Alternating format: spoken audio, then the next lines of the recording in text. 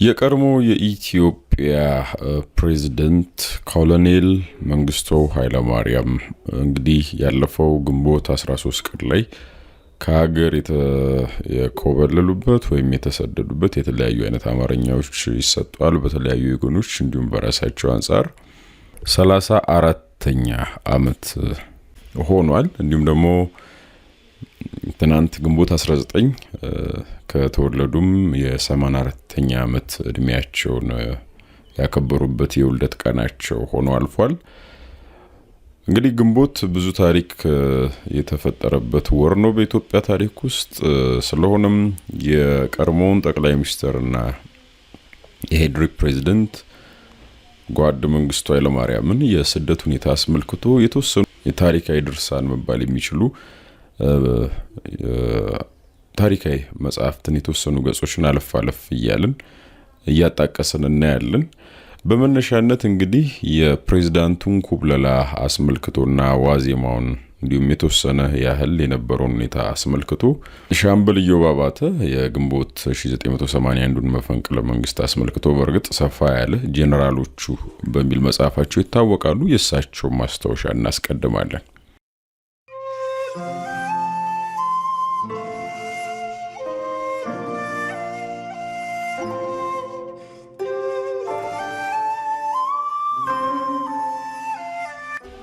ፕሬዝዳንት መንግስቱ ኃይለማርያም በስልጣን ዘመናቸው ከመንበራቸው ሊያፈናቅሏቸው የተነሱባቸው ኃይሎች ሁሉም ተቋቁመውና አፈር አልብሰው ብዙ ያሳለፉ ቢሆንም ጦር መርቶና መሳሪያ ሰብቀው ከጫካ ተነስተው በግንቦት 1983 ዓ.ም አዲስ አበባና አስመራ ለመግባት ጥቂት መንገድ የቀራቸው ተቃዋሚዎችን የጦር ሜዳ ግፊትና ተጽዕኖን ፈጽሞ ሊቋቋሙት አልቻሉም። በመፈንቅለ መንግስቱ ሳቢያ በሞትና በታሰሩ ጄኔራሎች ምትክ አዲስ የሾሟቸው አዛዦችም ውጊያውና ጦሩን መምራት መቆጣጠር ከበዳቸው።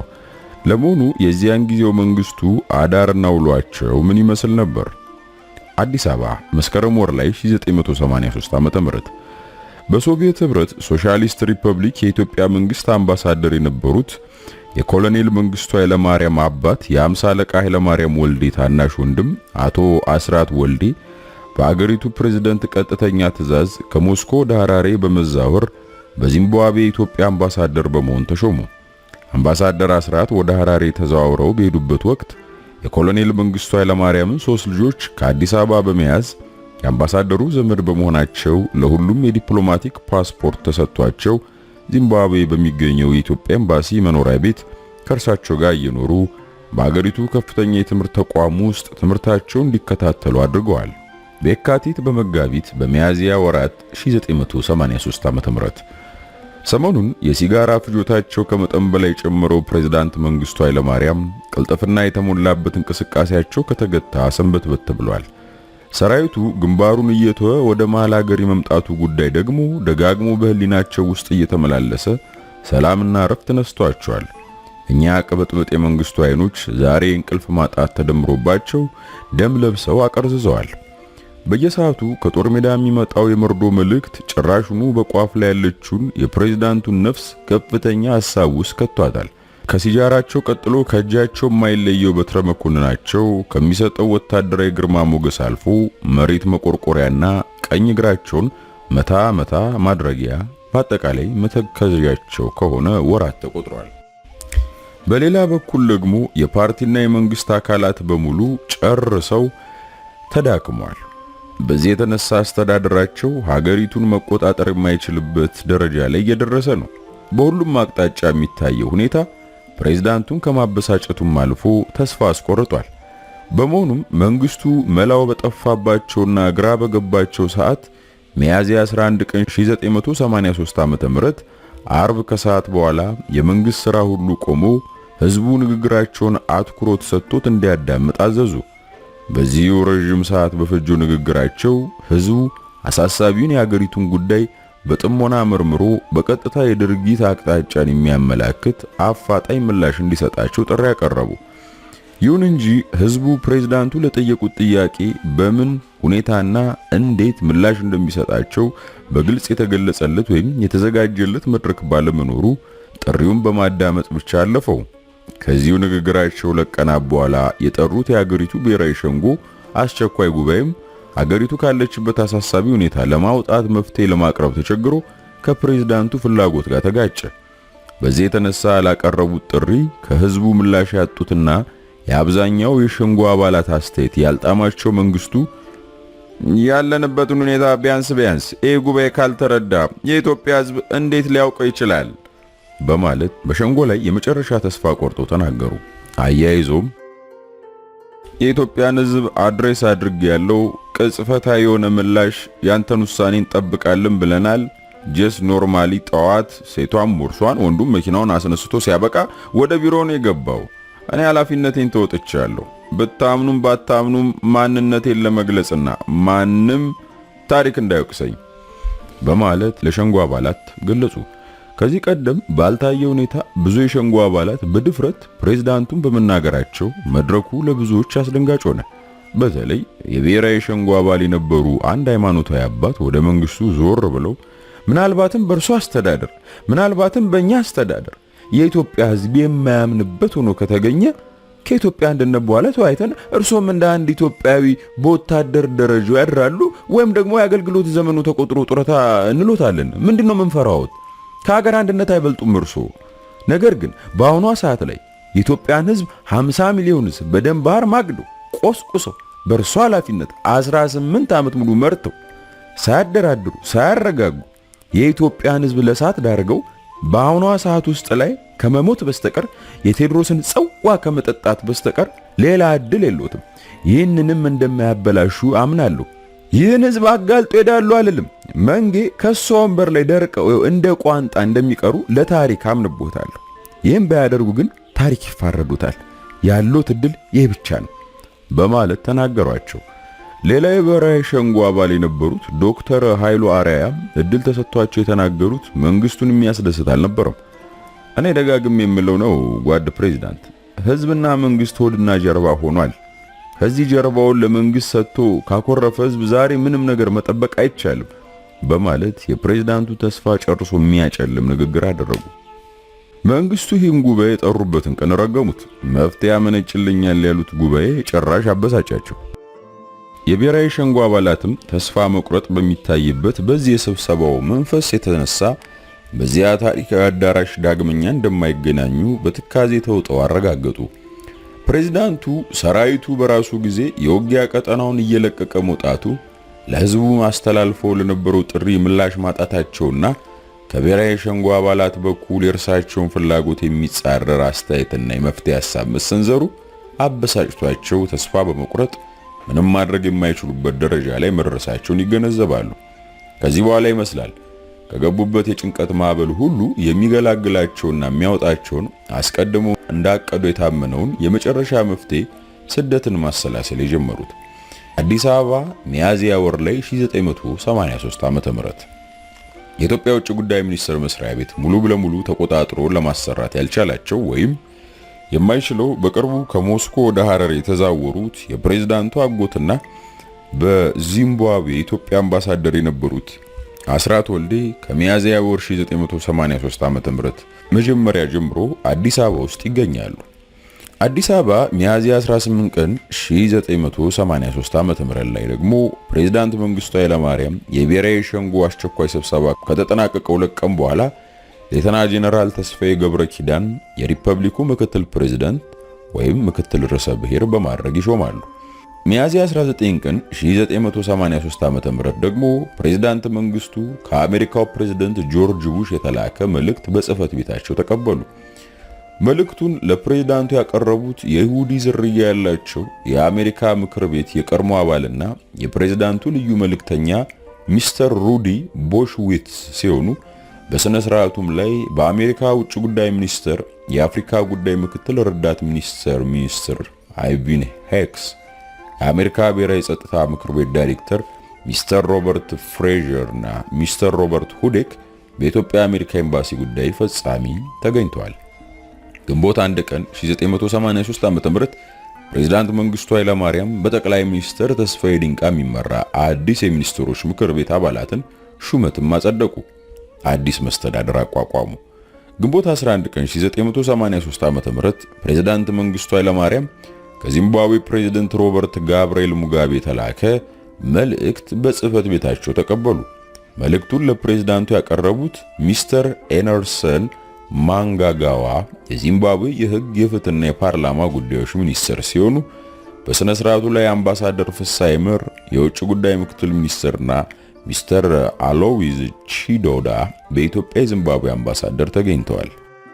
ግንቦት 13 1983 ዓ.ም ላይ ፕሬዝዳንት መንግስቱ ኃይለማርያም በብላቴ ማሰልጠኛ ማዕከል በወታደራዊ ስልጠና ላይ ይገኙ የነበሩትን የከፍተኛ ትምህርት ተቋማት ተማሪዎችን ለመጎብኘት ከጠዋቱ 2 ሰዓት ተኩል ሲሆን አንድም የመንግስት ባለስልጣን ሳያስከትሉ ጥቂት አጃቢዎቻቸውን ብቻ ይዘው በአነስተኛ በአንዲት የኢትዮጵያ አየር መንገድ ቡፋሎ አውሮፕላን ከአዲስ አበባ ተሳፍረው ወደ ብላቴ በረሩ። አውሮፕላኑ ብላቴ ለመድረስ ጥቂት ደቂቃዎች ሲቀረው ፕሬዝዳንቱ አብራሪውን ካፕቴን መኮንን አደላን አስጠርተው የማልቀርበት ስብሰባ ስላለኝ ጉዞን ወደ ናይሮቢ አድርግ በማለት ቀጭን ትዕዛዝ ይሰጧቸዋል። ካፕቴን መኮንን ለጉዞ ያደረጉት ዝግጅት ለብላቴ በመሆኑ የያዙት ነዳጅ ናይሮቢ ሊያደርሳቸው እንደማይችልና ለበረራውም ካርታ እንዳልያዙ ይገልጻሉ። መንግስቱ ግን ማንኛውንም ዘዴ ተጠቅመ ናይሮቢ ያደርሰኝ በማለት በመቆጣታቸው አብራሪው ከኛ አስፈሪ ሰው ጋር መከራከሩን ስላሰጋቸው የሚመጣውን ሁሉ ለመቀበል ቆርጠው በመነሳት አቅጣጫቸውን ለውጠው ወደ ኬንያ አመሩ። አዲስ አበባ ላይ ልክ ከረፋዱ 4 ሰዓት ተኩል ፕሬዝዳንቱ ከአዲስ አበባ ተነስተው ከበረሩ 2 ሰዓታት በኋላ በዚምባብዌ የኢትዮጵያ አምባሳደር የነበሩት አስራት ወልዴ የመንግስቱን ባለቤት ወይዘሮ ውባንቺ ቢሻውን አዋክቦና አቻክሎ በመያዝ በቻርተር አውሮፕላን ከቦሌ ዓለም አቀፍ አውሮፕላን ማረፊያ ተነስተው ወደ ሐረር በረሩ። ናይሮቢ ላይ ግንቦት 13 ቀን 1983 ዓ.ም ልክ 4 ሰዓት ተኩል ላይ የናይሮቢ ኤርፖርት ተርሚናል ዳይሬክተር አንድ ከፍተኛ የኢትዮጵያ መንግስት ባለስልጣን የያዘ የኢትዮጵያ አየር መንገድ አውሮፕላን ጆሞ ኬንያታ ዓለም አቀፍ አውሮፕላን ጣቢያ ለማረፍ ፍቃድ መጠየቁን እንግዳውን ፓይለት የጠቀሰ የተርሚናሉ ሰራተኞች ሪፖርት ይደርሳቸዋል። የአውሮፕላን አብራሪው የካፕቴን መኮንን አደላ ስጋት በተአምር ተወግዶ መንግስቱን የያዘው አውሮፕላን ተፈቅዶለት ከረፋዱ 4 ሰዓት ተኩል ሲሆን ናይሮቢ ኬንያ በሰላም አረፈ። የኬንያ ውጭ ጉዳይ ሚኒስትር ስለ እንግዳው መምጣት ተጠይቆ የሚያውቀው ነገር እንደሌለ ለኤርፖርቱ ኃላፊዎች ያስታውቃል። ሁኔታው በእንዲህ እንዳለ ረዘም ላሉ ደቂቃዎች ለብቻው ፈንጠር ብሎ ከቆመው አውሮፕላን ውስጥ ለአየር ማረፊያው ሰራተኞች ባልተለመደ ሁኔታ አዲስ ነገር ተከሰተ። 2 ክላሽንኮቭ ጠመንጃ ያነገቱና ግሪን ፋቲክ የለበሱ ወታደሮች ጥንቃቄ በተሞላበት እንቅስቃሴ ከአውሮፕላን ወርደው ዙሪያ ገባውን ቃኝተውና አካባቢውን ተመልክተው ተመልሰው ወደ አውሮፕላኑ ሲገቡ ይታያሉ። በሁኔታው የተደናገጡት የኤርፖርቱ የጸጥታ ሰራተኞች የተጠለፈ አውሮፕላን ሊሆን ይችላል በሚል ግምት በፖሊሶችና በጋዜጠኞች ታጅበው ወደ እንግዳው አውሮፕላን ተጠጉ። እዚያም እንደደረሱ ሁሉም አይናቸው ያየውን ማመን አቃተው። በሐሳብ ባህር ጭልጥ ብለው የጠፉ አረንጓዴ ወታደራዊ ካኪ የለበሱ እጃቸውን ጉንጫቸው ላይ አስደግፈውና ተክዘው የተቀመጡ ሰው አዩ። ፖሊሶቹ ወደ አውሮፕላኑ ተጠግተው የነበሩ ጋዜጠኞችን ሁሉ በመመለስ የኢትዮጵያው መሪ ኮሎኔል መንግስቱ ኃይለማርያም መምጣታቸውን ደረጃውን ጠብቀው ለኬንያ ፕሬዝዳንት ጽህፈት ቤት ገለጹ። ከአየር ማረፊያው ወደ ፕሬዝዳንቱ ጽህፈት ቤት የሚወስደው የናይሮቢ ከተማ ጎዳና አላርም በሚያሰሙ የእንግዳ ተቀባይ ሞተር ብስክሌቶችና መኪኖች ተጨናነቀ። መንገዱ ከትራፊክ ትርምስ ነፃ ሆነ። ከጥቂት ደቂቃዎች በኋላ የኬንያ ፖሊስ ኮሚሽነር ወደ አውሮፕላኑ ተጠግተው ከመንግስቱ ጋር ሰላምታ ከተለዋወጡ በኋላ አመጣጡን በኦፊሴላዊ ስላላወቅን ፕሬዝዳንት አራፕ ሞይ ሊገኙ አልቻሉም፣ እርሳቸው አጣዳፊ ስራ ላይ ስለሚገኙ ሌላ ባለስልጣን መጥቶ ቢቀበሉ ቅር ይሎታል በማለት ትህትና በተሞላበት ሁኔታ ኮሚሽነሩ ይጠይቃሉ። ኮሎኔል መንግስቱም አውሮፕላኑ እስከ 1 ሰዓት በላይ ስላቆያችሁኝ ያዝናለሁ፣ አሁን ግን በአስቸኳይ ፕሬዝዳንት ዳንኤል አራፕ ሞይን ማግኘት እፈልጋለሁ ይላሉ። ወዲያው በኬንያ ፕሬዝዳንት ጽህፈት ቤት ሚኒስትር ዴኤታ የሆኑት አንድ ከፍተኛ ባለስልጣን ደርሰው መንግስቱን ከተቀበሉ በኋላ ጉዞ ወደ ቤተ መንግስት ሆነ። አዲስ አበባ ላይ ግንቦት 13 ቀን 1983 ዓ.ም ከቀኑ 6 ሰዓት ላይ ጦርነቱ ያስከተለው ሁኔታ እንዲለወጥ በልዩ ልዩ ወገኖች በልዩ ልዩ መልክ ጥረት ሲደረግ ቆይቷል። ሆኖም ችግሩ አልተቃለለም። ይልቁንም ወደ ባሰ ደረጃ እየተሸጋገረ በመሄድ ላይ ይገኛል። ስለሆነም ደም መፋሰስ እንዲቆምና ሰላምም እንዲሰፍን በልዩ ልዩ ወገኖች የሀገሪቱ ፕሬዝዳንት ከስልጣን መውረዳቸው እንደሚበጅ የታመነበት ስለሆነ ይህንኑ በማመዛዘን ፕሬዝዳንት መንግስቱ ኃይለማርያም በዛሬው ዕለት ከስልጣን ወርደው ከኢትዮጵያ ውጪ ሄደዋል። ፕሬዝዳንቱ ከስልጣን በመውረድ ሀገር ለቀው በመሄዳቸው የሪፐብሊኩ ምክትል ፕሬዝዳንት ሌፍተና ጄኔራል ተስፋዬ ገብረኪዳን ተክተው ይሰራሉ በሚል አስደንጋጭ ሰበር ዜና የኢትዮጵያ ሬዲዮ ቀትር ስርጭቱን ጀመረ። የሄድሪ ፕሬዝዳንት ሀገር ጥሎ መሄድ ህዝቡን እጅግ በጣም አስደነገጠው። ለኢትዮጵያ አንድነትና ህልውና አለኝታና መከታ ናቸው ብሎ ለተከተላቸው ከመፈንቅለ መንግስት ሴራ ሰለባነት የታደጋቸውና የእርሳቸውን አመራር ከልቡ አምኖና ተቀብሎ በየጦር ሜዳው የተማገደው ሰራዊትም ይህንን ሲሰማ ግንባሩን እየጣለ ወደ ጎረቤት ሀገርና ወደ መሃል ሀገር ጉዞውን ጀመረ። መንግስቱ ባለተራ ሆነው ዘመናቸውም እዚህ ላይ ተፈጸመ።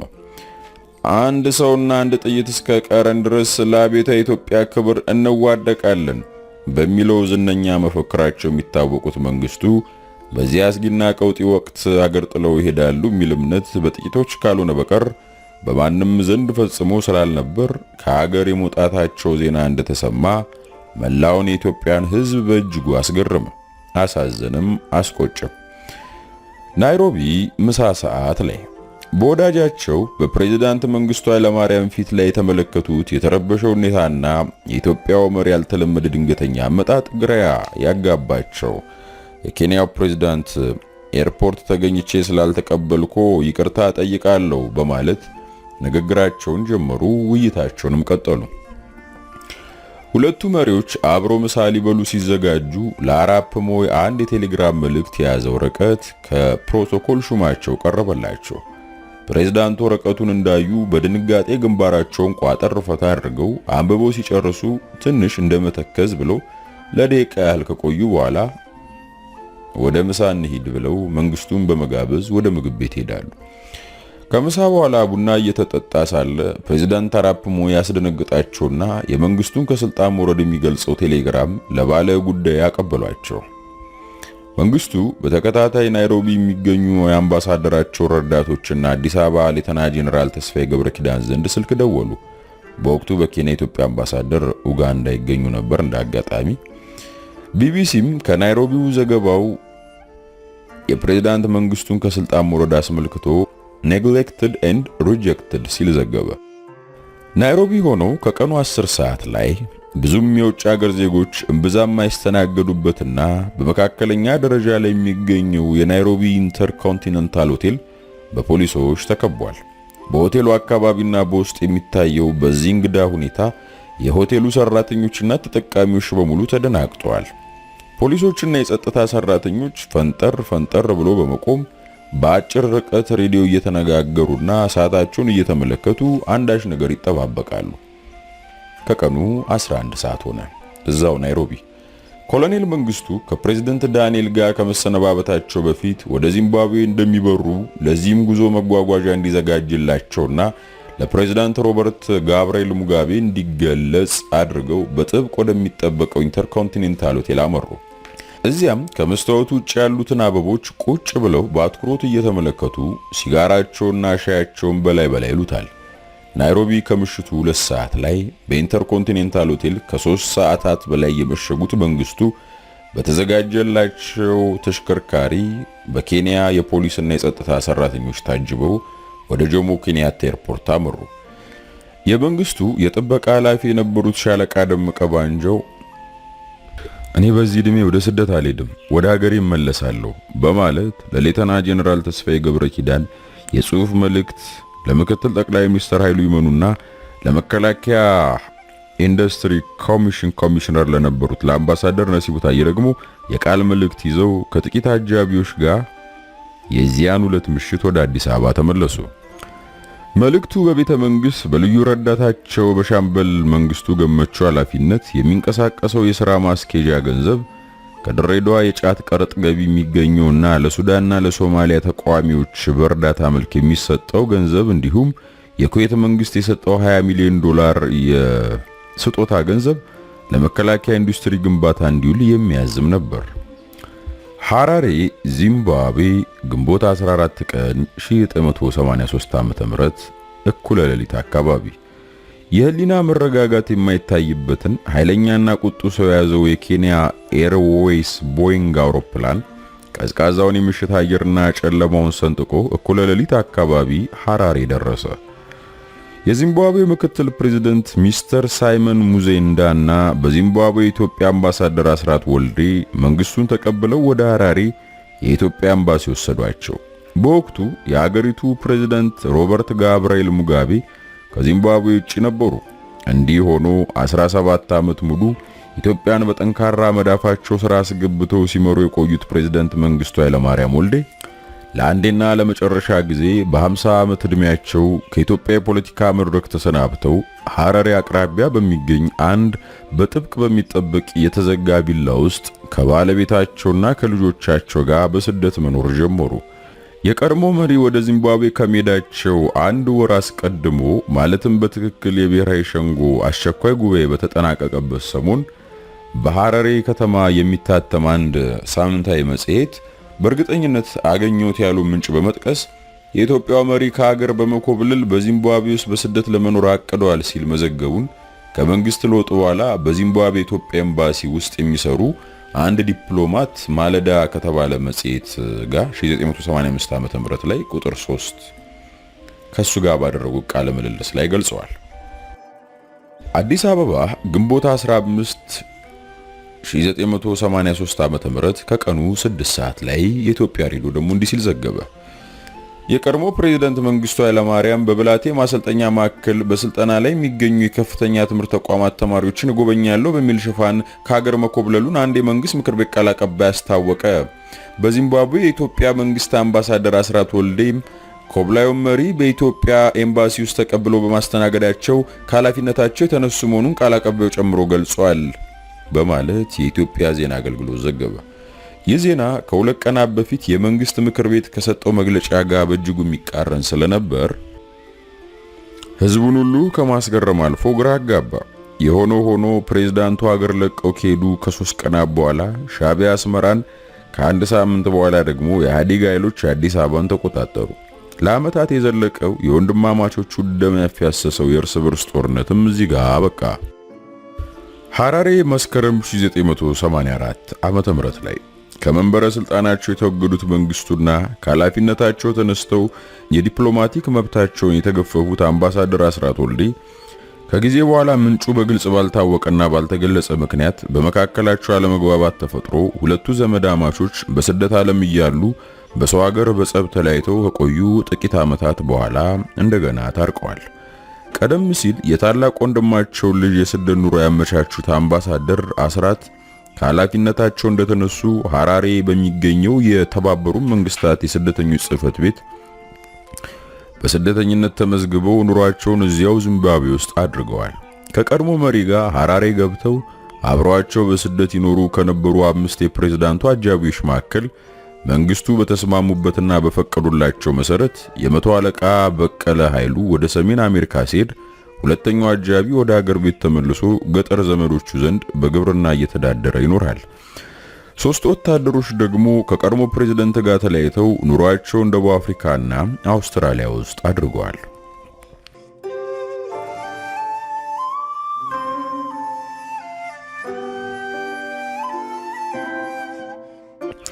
ሐራሬ የካቲት 8 ቀን 1986 ዓ.ም የቀድሞ ፕሬዝዳንት መንግስቱ ኃይለማርያም በስልጣን ዘመናቸው ለፈጸሙት ወንጀል ለፍርድ ይቀርቡ ዘንድ ተላልፈው እንዲሰጡ የኢትዮጵያ መንግስት ለዚምባብዌ መንግስት ጥያቄ ማቅረቡን የቪኦኤ ጋዜጠኛ ትሬቮር ግራንዲ ከሐራሬ ዘገበ።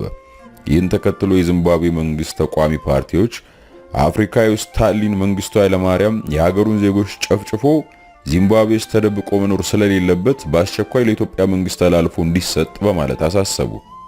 ይሁን እንጂ በወቅቱ የዚምባብዌ የውጭ ጉዳይ ሚኒስትር የነበሩት ዶክተር ናታን ሻሙያራሪ ለመንግስቱ ጥገኝነት ለመስጠት አስቀድማ ፈቃዷን የሰጠችው ዚምባብዌ ዛሬ ተመልሳ ቃሏን አጥፋ ብትገኝ የሀገሪቱን ክብር የሚያጎድፍና ስሟን የሚያጠፋ በመሆኑ መንግስቱን አሳልፈን ለመስጠት አንችልም በማለት በአገሪቱ ቴሌቪዥን ላይ ቀርበው ጠንከር ያለ ማብራሪያና መግለጫ ሰጡ።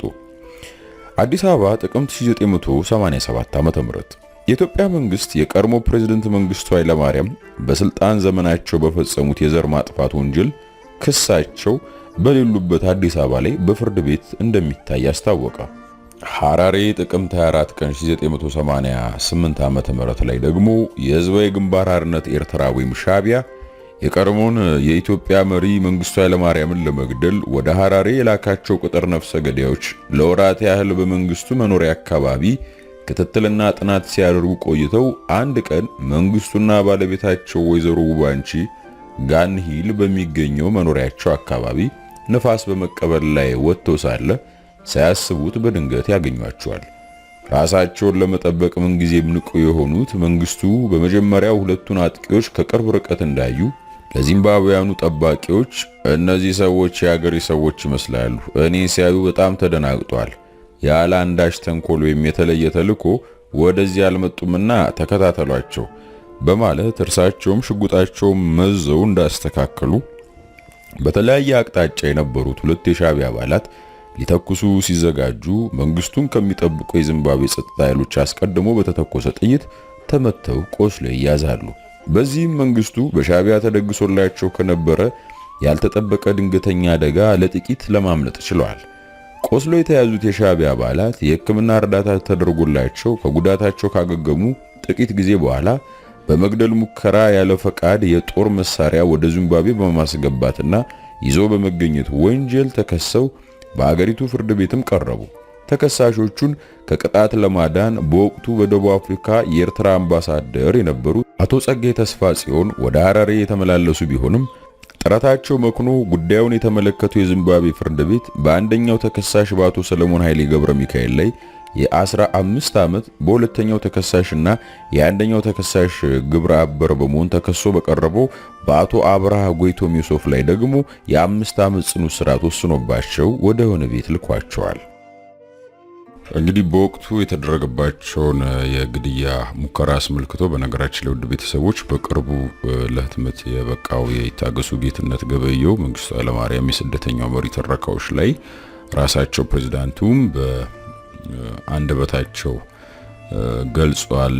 ይሄ ያጋጠማቸውን ግን እዚህ መጽሐፍ ላይ እሳቸው በአንደበታቸው ለደራሲው የሰጡት ቃል ለየት የሚለው ምንድነው? በዋናነት ገዳዮቹን እንግዲህ ምክንያት የሆነው አንድ በጎዳና ተዳዳሪነት የሚኖር እዛው እነሱ መኖሪያ አካባቢ የነበረ ሰው እንደነበርና እሱን በተደጋጋሚ መጸውቱት እንደነበር እሱ ግን በወቅቱ በነበረው የኢህአዴግ መንግስት በዚምባብዌ ኤምባሲ በኩል ተቀጥሮ በስለላነት እሳቸውን በመግደል ሂደት ውስጥ በስለላነት እንዲሰራ የተዘጋጀ ሰው እንደነበርና ኋላም ልክ እዚህኛው ቀደም ባነበብለው ላይ ያሉ ሁለት ገዳዮችም የግድያ ሙከራ ከማድረጋቸው በፊት እንግዲህ ቅድሚያ ባለቤታቸው ውባንቺ ቢሻው ቀድመው ነገሩን በጥርጣሬ አይተው ለጠባቂዎቻቸው በመንገራቸው ከዛ ግድያ ጠባቂዎቻቸው ፈጣን እርምጃ በመውሰዳቸው ሊተርፉ እንደቻሉ ገልጸዋል። ኋላም ግን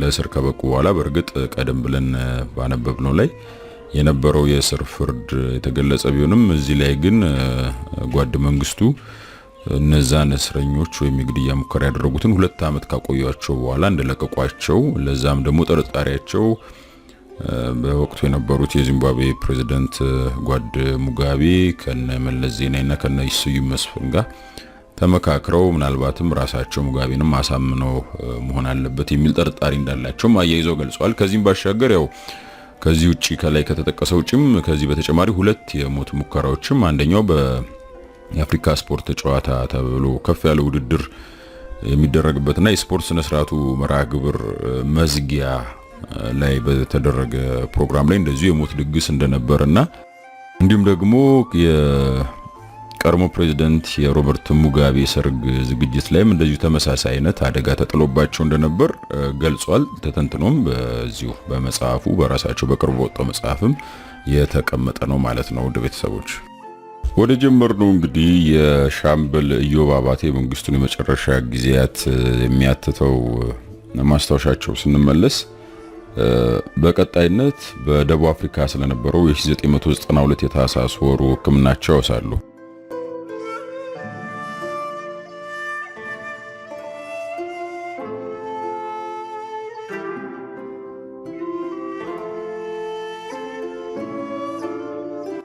የቀድሞ ፕሬዝዳንት መንግስቱ ባጋጠማቸው የአንጀት መጣጠፍ ምክንያት ደቡብ አፍሪካ በሚገኝ አንድ ሆስፒታል ታህሳስ 1992 ዓ.ም ኬፕ ታውን ደቡብ አፍሪካ በሚገኝ አንድ ሆስፒታል ውስጥ የሕክምና እርዳታ ከተደረገላቸው በኋላ ወደ ሐራሬ ተመልሰዋል።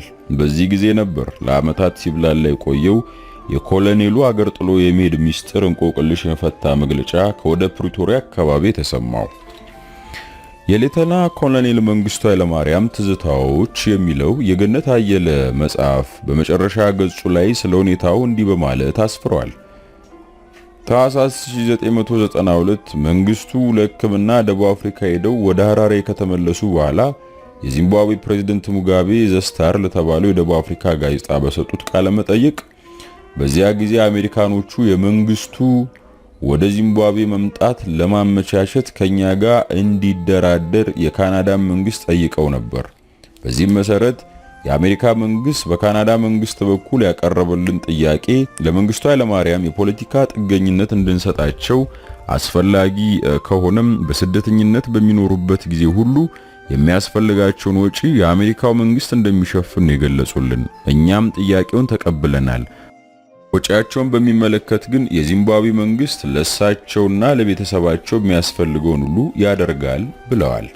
ይህን የሙጋቤ መግለጫ ስናጤነው ፕሬዝዳንት መንግስቱ በሚያዚያና በግንቦት ወር 1983 ዓ.ም አዲስ አበባ በሚገኘው ጽህፈት ቤታቸው በቅድሚያ ከአሜሪካ ቀጥሎ ከዚምባብዌ መንግስታት የልኡካን ቡድን አባላት ጋር ያደረጉት ንግግር ይዘት መገናኛ ብዙሃን እንደዘገቡት ሁለቱ አገሮች ከኢትዮጵያ ጋር ባላቸው ቆየ ታሪካዊ ግንኙነት ላይ ያተኮረ ብቻ ሳይሆን ከዚሁ የስደት መንገዳቸው ጋር የተያዘም እንደነበር ሂደቱም የቀድሞ መሪ የአሜሪካኑ ልኡክ ካነጋገሩበት ቀን በኋላ የነበሩት 3 ሳምንታት አሜሪካ በካናዳ አደራዳሪነት የዚምባብዌ መንግስት ለፕሬዝዳንት መንግስቱ የፖለቲካ ጥገኝነት እንዲሰጣቸው ዲፕሎማሲያዊ ጥረት ያደረገችበት የዝግጅት ጊዜ ሲሆን ፕሬዝዳንቱ ሀገር ለቀው ከመሄዳቸው ለቀም በፊት አዲስ አበባ የደረሱት የሙጋቤ መልእክተኞች አመጣጣቸው የተጠየቀው የፖለቲካ ጥገኝነት የተፈቀደ መሆኑን አዲስ አበባ ላይ በአካል ተገኝተው ለመንግስቱ ለማረጋገጥ እንደሆነ ይታመናል።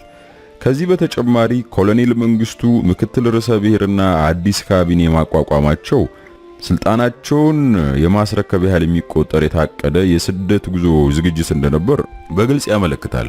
አሜሪካ የቀድሞ ፕሬዝዳንት በስደት ከሀገር እንዲወጡ የፈለገችበት ዋና ምክንያት ምናልባት መንግስቱ ተስፋ ቆርጠው ወደ አዲስ አበባ የገባውን ጦራቸውን ሰብስበው ከተማ ውስጥ ከኢህአዴግ ኃይሎች ጋር የሚያደርጉት ውጊያ በዋና ከተማዋ ነዋሪ ህዝብ ላይ ከባድ እልቂት ሊያስከትል ይችላል በሚል እምነት እንደነበር በወቅቱ የውጭ ሀገር መገናኛ ብዙሃን ሲዘግቡ ተደምጧል። እንግዲህ ውድ ቤተሰቦች እዚህ ጋር ደግሞ በደቡብ አፍሪካ ያደረጉትን የቀድሞ ፕሬዝዳንት ጓድ መንግስቱን ሕክምና ተከትሎ በሻምበል ኢዮብ አባተ እንዳለ ክትብ ላይ በተጠቀሰው ማለትም ባጋጠማቸው የአንጀት መጣጠፍ ምክንያት በሚል የተደረገላቸውን የሕክምና እርዳታ ተከትሎ ወደ ሐራሬ እንደተመለሱ ከላይ እየተመለከትን ነው። በቅርቡ ደግሞ ከላይ የጠቀስነው የመንግስቱ ኃይለማርያም የስደተኛው መሪ ትረካዎች የተሰኘው የይታገሱ ጌትነት ገበየው ፕሬዝዳንቱን ቀጥታ ሐራሬ ደርሶ በመገኘት ኢንተርቪው አድርጎ እንግዲህ ከአንደበታቸው ባረጋግጠው መረጃ መሰረት ደግሞ እናም ጓድ መንግስቱ በዋናነት ደቡብ አፍሪካ ሄደው ያደረጓቸውን ህክምናዎችም ቀዶ ጥገናዎች የመጀመሪያውና እጅግ አስከፊ ብሎ የገለጹት የልባቸው ኬዝ እና የልብ ህመም እንደነበርና ያው በተለገሰ ልብ በሌላ ሰው የተለገሰ ልብ በህይወት እንደቆዩ እንዲሁም ደግሞ የአይናቸውም ጉዳይ እንዲተመሳሳይ ነገር አጋጥሞት በአዲስ አይን እንዲበቀያሪ እንዳሉ ገልጸዋል። በዋናነት በህክምናቸው ያው እጅግ የቀረበው ቀድሞ ፕሬዝዳንት መንግስቱ ኃይለማርያም ማስታወሻ አንፃር እጅግ የቀረበውና ከሳቸው ቀጥታ ቃለ ምልልስ የተገኘ መረጃ እንደመሆኑ እዚህ ጋር ጠቅሰን ለማለፍ ያለው አዲስ አበባ ግንቦት ወር ላይ 2000 ዓመተ ምህረት የቀድሞ መሪ በስደት ዚምባብዌ ከገቡ 17 ዓመት በኋላ በስልጣን ዘመናቸው ፈጽሞታል በተባለ የዘር ማጥፋት ወንጀል በተመሰረተባቸው ክስ ጉዳያቸው በሌሉበት ሲታይ ቆይቶ በግንቦት ወር 2000 ዓመተ ምህረት የፌዴራሉ ጠቅላይ ፍርድ ቤት ጥፋተኛ ሆነው ስላገኛቸው በሞት እንዲቀጡ ወስኖባቸዋል። ከሁለት ዓመት በኋላም ቅጣቱ ወደ ዕድሜ ልክ እስራት ተለውጦላቸዋል። ይሁን እንጂ አዛውንቱ ፕሬዝዳንት መንግስቱ ኃይለማርያም እስካሁን ድረስ እዚያው ዚምባብዌ ውስጥ ጋንሂል በተባለ መኖሪያ መንደር ከባለቤታቸው ጋር በስደት ይኖራሉ።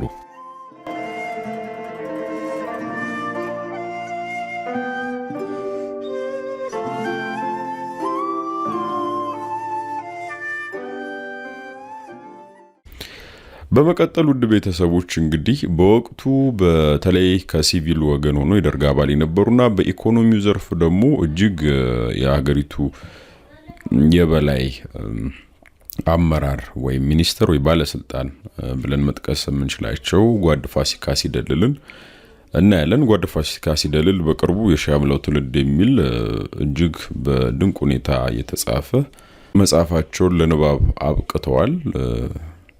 የቀድሞው ፕሬዝዳንት ጓድ መንግስቱ ኃይለማርያምን የኩብለላ ጉዳይ አስመልክቶ ደግሞ ከዚህ ቀደም ያላየነው ያልሰማነውና አዳዲስ መረጃ በሚመስል መልኩ ያጋሩት አለ። የእሳቸውን ማስታወሻ እናስከተል።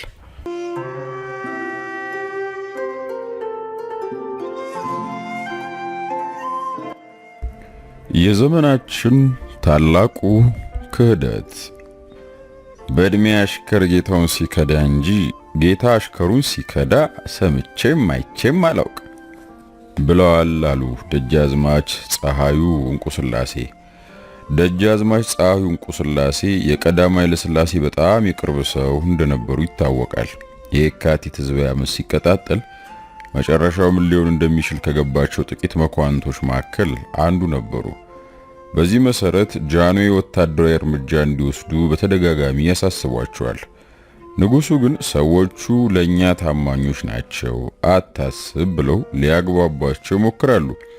ደጃዝማቹ ግን ሁኔታው ስላላማራቸው ለመሸፈት ይወስናሉ። ከፍ ሲል የተገለጸው አረፍተ ነገር ደጃዝማች ፀሐዩ ንጉሱን ሲሰናበቷቸው በመጨረሻ የተናገሩት ቃል ነበር ተብሎም ይወራል። እስከ መጨረሻው ሰው እስከ መጨረሻው ጥይት። መንግስቱ ኃይለማርያም በጣም የሚወዱት አዘውትሮ የሚገልጹትና በህዝብም ዘንድ የሚታወቁበት አንዱ መፈክራቸው ነበር። ነገሩ እንደ ፉከራም እንደ ማስፈራሪያም ሲሆን ትርጉምም ለማንም በማንም አንበገርም ለማለት ይመስላል። ጦርነቶቹ የበለጠ አስከፊ ገጽታ እየያዙ ሲመጡ የንግግሮቻቸው ይዘት ለየት በማለት ፉከራ ብቻ ሳይሆን የስድብ ጋጋታ ማስከተልም ጀመረ። በጣም ያስገርመው ደግሞ ስድቡ ጠላቶች በተባሉት ላይ ብቻ ሳይሆን ወገን በተባልነው ላይም ይወርድ ነበር። በዚህ መሰረት ጄኔራሎቹንና የጦር አዛዦቹን አስነዋሪ በሆነ መልኩ መዝለፍ፣ በአመራር ደረጃ የነበርነውንም ሳይቀር ወኔያቸው የከዳቸው፣ ሱሪያቸው የሰፋባቸው ወዘተ በማለት በይፋ ማውገዝ የመንግስቱ ኃይለማርያም የመጨረሻዎቹ ዓመታት የንግግሮቻቸው ማድመቂያ ሆኖ ነበር። አልፎ ተርፈው 1982 ዓመተ ምህረት ሜዴ ሰልፍ ላይ ባደረጉት ንግግር ሁሉም ወደ ውጪ ለመፈርጠጥ ሻንጣውን አዘጋጅቶ ሁኔታዎችን ነቅቶ እየተጠባበቀ ነው በማለት በአደባባይ ወነጀሉን። መንግስቱ በዚህ መልኩ በአካባቢያቸው የምንገኘው ሁሉ በፈሪነት መፈረጃቸው በማዕከላችን ያሉት ግን ተከታይ ያጡ ቆራጥ ጀግና አንድ እሳቸው ብቻ መሆናቸውን ለማመልከት ነበር። መንግስቱ በየመድረኩ በየአደባባዩ የሚያደርጉትን ዲስኩር፣ ፉከራና ቀረርቶ የሚያውቁ ሁሉ ውጊያው ባይሰምርላቸው ሽጉጣቸውን ጠጥተው አጼ ቴዎድሮስ ለሀገርና ለወገን ክብር ሲሉ በራሳቸው ላይ የወሰዱትን ቆራጥ እርምጃ ይደግሙታል ብሎ ቢገምት ስህተት ነው ሊባል አይችልም ነበር። እዚህ ላይ በመጨረሻው የሄድሪ ሸንጎ ስብሰባ ላይ አባ መላከ ብርሃን የሚባሉት የላሊበላ መነኩሴ ያደረጉትን ታሪካዊ ንግግር ማስታወሱ አግባብ ይሆናል። ቀኑ ሚያዝያ 14 ቀን 1983 ዓ.ም ነው። ፕሬዝዳንት መንግስቱ ኃይለማርያም ሀገር ጥለው ከመፈርጠጣቸው ከአንድ ወር በፊት መሆኑ ነው። በዚህ የመጨረሻችን በሆነው ብሔራዊ ሸንጎ ሶስተኛ አስቸኳይ ስብሰባ ላይ የላሊበላው መነኩሴም ያደረጉት ንግግር ነበር። ከላይ እንደታደማችሁት ነው ውድ ቤተሰቦች፣ ጓድ ፋሲካም በመጽሐፋቸው አስቀምጠዋል። መነኩሴው የአንድ ፍረት የተሞላበት ታሪካዊ ንግግር ያደረጉት አንድም በማንዣበብ ላይ የነበረው አደጋ ተስፋ ስላስቆረጣቸው፣ አንድም ደግሞ የመንግስቱ ኃይለማርያም ፍጻሜም ከዚህ የተለየ አይሆንም ከሚል እምነት ተነስቶ ሊሆን ይችላል። እንኳንስ በርቀት የሚያውቋቸው ዜጎች ቀርቶ አብረናቸው የሰራነው የመጨረሻው መጨረሻ ከመጣ የመንግስቱ ፍጻሜ አዘውትረው ባርናቁት ከሚያነሱት ከአጼ ቴዎድሮስ መንገድ ይለያል የሚል ጥርጣሬ ወይም ግምት አልነበረንም። ለዚህ መጽሐፍ ዝግጅት መረጃ ለማፈላለግ ካነጋገርኳቸው የቀድሞ የሥራ ባልደረቦችም የተረዳሁት ይህንኑ ነው። የኔም ግምት ከዚህ ውጪ አልነበረም። እዚህ ላይ መንግስቱ ኃይለማርያም የመረጡትን መንገድ ከማየታችን በፊት ለመሆኑ የሌሎቻችሁስ ዝግጅት ወይም ሐሳብ ምን ነበር? በፓርቲም ሆነ በመንግስት ከፍተኛ አካሎች በኩል የመጨረሻው መጨረሻ ቢመጣ ምን መደረግ እንዳለበት የተቀየሰና ሁሉም ያውቀው ቅድስ ነበር ወይ ብሎ መጠየቅ ተገቢ ይሆናል። ከሁሉ በፊት እኔ እስከማውቀው ድረስ እስከ መጨረሻው ማለት ይቻላል በውን በተሸነፍነው መልክ እንሸነፋለን ወይም እንደዚያ ተንኮታኩተን እንወርቃለን የሚል ግምት ጨርሶ አልነበረኝም። እርግጥ ከመፈንቅለ መንግስቱ ሙከራ በኋላ በተለይም ወደ መጨረሻው አካባቢ በወታደሩ ውስጥ አብዛኞቻችን የማናውቃቸውና እንዳናውቃቸውም ታፍነው የተያዙ ችግሮች ሊኖሩ እንደሚችሉ እየተጠራጠረን መተናል። ስለሆነም አብዛኞቻችን መንግስቱ ኃይለማርያም አዘውትረው እንደሚፎክሩት የተነጠቅነውን ወታደራዊ በላይነት መልሰን ልንቀዳጅ እንችላለን የሚለውን ተስፋ መጋራት እየተሳነን መጥቷል።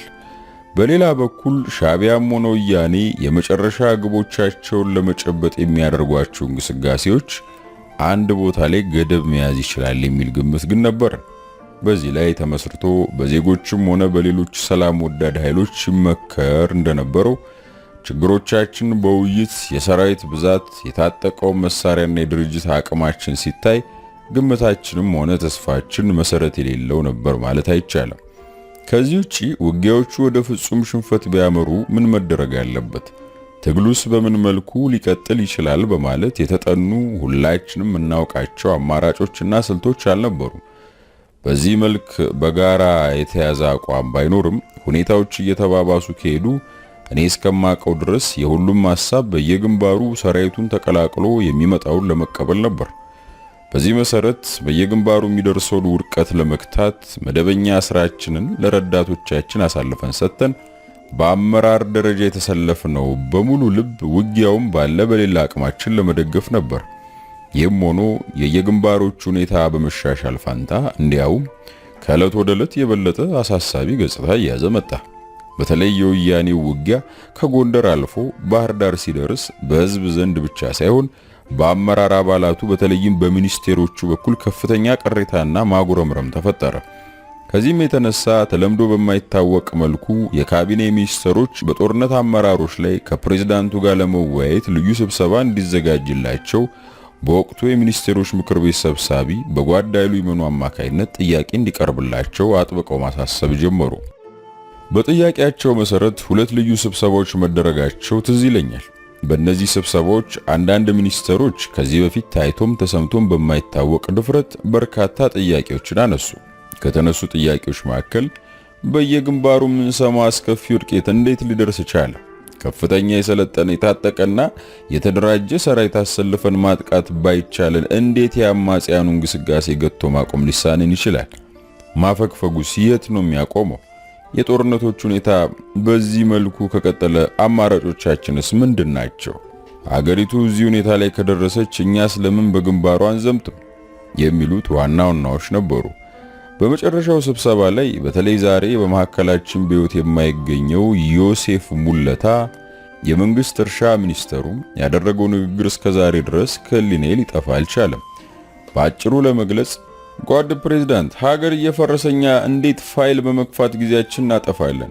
ህሊናዬ ሊቀበለው ያልቻለው ይህ ነው። ዛሬ እኛ የምንሰራው ስራ ረዳቶቻችንም ሊያከናውኑት ይችላሉ። በዛሬው ሀገሪቱ ሁኔታ እኛ የበለጠ አስተዋጽኦ ልናደርግ የምንችልበት ተግባር ወይም መስክ ያለ አይመስለኝም። በእኔ እምነት በአሁኑ ወቅት ሀገርን ከማዳን የበለጠ ከባድ ተግባር ሊኖር አይችልም። ስለዚህ ሁላችንም ወደ የጦር ግንባሮች ዘምተን የዜግነት ግዴታችንን መወጣት አለብን ጓድ ፕሬዝዳንት፣ ይህን ጥያቄ ደጋግመን የምናቀርበው እኛ የነፍስ ወከፍ መሳሪያ አንስተን በመዋጋት ልዩነት እናመጣለን ብለን አይደለም። የኛ በጦሩ መሃል መገኘት ከጎኑ መሰለፋችን ግን የተዋጊውን መንፈስ ለማጠንከር ከፍተኛ ልዩነት ሊያመጣ ይችላል። ከዚህም በላይ አጋጣሚው የጦሩን ችግሮችም ለመገንዘብ ይረዳናል በማለት የተሰብሳቢውን ስሜት የቀሰቀሰ ንግግር አደረገ። ዮሴፍ ሙለታ ያቀረቡ ጥያቄ የአብዛኞቻችን አቋም እንደነበረ በእርግጠኝነት መናገር እችላለሁ። መንግስቱ በየአደባባዩ ሱሪያቸው የሰፋቸው ወኔያቸው የከዳቸው የሚሉት ወገኖች ጽናት፣ ቆራጥነት ይህን የሚመስል ነበር። በአርማጭነታቸው የሚታወቁት መንግስቱ ኃይለማርያም በትዕግስት ሁሉንም ከሰሙ በኋላ ለቀረቡላቸው ጥያቄዎችና ለተሰነዘሩት ትችቶች ማብራሪያ ሲሰጡ በተለመደው አደንዛዥ አንደበታቸው መድረኩን ተቆጣጠሩት። ማስታወሻቸውን እያገላበጡ ለቀረቡላቸው ጥያቄዎች መልስ መስጠታቸውን ካረጋገጡ በኋላ እንደ ሮኬት ወደ ፈለጉት አቅጣጫ በሚያሽከረክሯቸው አይኖቻቸው ግራና ቀኙን እያማተሩ ወደ መጨረሻ ማጠቃለያቸው ተንደረደሩ። ወደ ኋላ ተመልሼ ስመለከተው ፍጹም ቲያትር በሚመስል የሌለ ልበ ሙሉነት ጓዶች፣ ወያኔ ጎጃም ሸለቆ ሲገባ ትልቅ ስህተት ፈጽሟል። ቦታው በወታደራዊ አነጋገር ገበቴ መሬት የምንለው ነው። ስለሆነም ጎጃም የወያኔ መመቻ ብቻ ሳይሆን መሞቻውም ይሆናል። የነሱ ውድቀት የኛ ድል የሚጀመርበት ምዕራፍ እንደሚሆን አትጠራጠሩ። ከምዕራብ ከሰሜን በማለት ከምዕራብ የገሌ ጦር ከሰሜን ገሌ ወዘተ ወዘተ ከበውት ድባቅ ይመታል በማለት ባልነበር የውጊያ መንፈስ የተመሰረተና ለጊዜው የተሰብሳቢውን ቀልብ ለመግዛት ብቻ በታለመ የተስፋ ስትራቴጂ አስታጥቀውና አጠናክረው አሰናበቱ። በነገራችን ላይ እስር ቤት በነበርንበትም ጊዜ ወያኔ ከገባ በኋላ እንደተረዳሁት በወያኔ መሸነፋችን ጨርሶ መቀበል ከተሰናቸው መካከል ዮሴፍ ሙለታ ግንባር ቀደሙ ነበር። ምናልባትም ሞቱን ያፋጠነው ይኸው ብስጭት ይመስለኛል። አንድ ቀን አንድ ከ14 እስከ 15 ዓመት የማይበልጥ በጣም የተጎሳቆለ የሚመስልና ሰውነቱ ያለቀ የወያኔ ወታደር ሊፈተሸው ይመጣል። ፍተሻውን ጨርሶ ወደ መታሰሪያ ክፍላችን ወይም ወደ ሴላችን ሲመለስ መንገድ ላይ በጣም ረጅምና ግዙፍ የሆነው ዋሲውን ንጋቱ የሚባሉን የኛ ጄነራል ያገኛል። ጠጋ ብሎ ጄነራል፣ ከሽሬ የነዳች አዲስ አበባ ያደረሰች ይህች ወታደር መሆኗ ነው ብሎ በመገረም ጠየቀው። ከድራማው በስተጀርባ እኛም ከልምዳችን በላይ ተስፋን አምነን የዕለት ተዕለት ተግባራችን ለመወጣት ደፋ ቀና ማለቱን ተያያዝ ነው። በዚሁ ጥረት ላይ ያለን መንግስቱ ህይወታቸውን ለማትረፍ የራሳቸውን ዝግጅት በማድረግ ላይ ናቸው የሚል ወሬ ውስጡን መናፈስ ጀመረ። በመጀመሪያ ላይ አብዛኞቻችን በተለይም በከፍተኛ አመራር ላይ የነበርነው ይህ የተለመደ የጠላቶቻችን ሴራ ነው በማለት ወሬውን አጣጣል ነው። ያለፍንባቸው መንገዶች ወደ ኋላ መለስ ብለን ለማየት እድል እንደገጠመው ሰው ሁኔታዎችን እንደገና ሳመዛዝን መንግስቱ ለመክዳት መሰናዶ ማድረግ የጀመሩት ከመፈንቅለ መንግስቱ ሙከራ በኋላ እንደነበር በእርግጠኝነት መናገር ይቻላል። በዚህ አንጻር እንደ መጀመሪያው እርምጃ ሊጠቀስ የሚችለው አጎታቸውን አስራት ወልዴን ከሞስኮ ከሶቪየት ህብረት አምባሳደርነት አንስተው ወደ ዚምባብዌ ማዘዋወራቸው ነበር።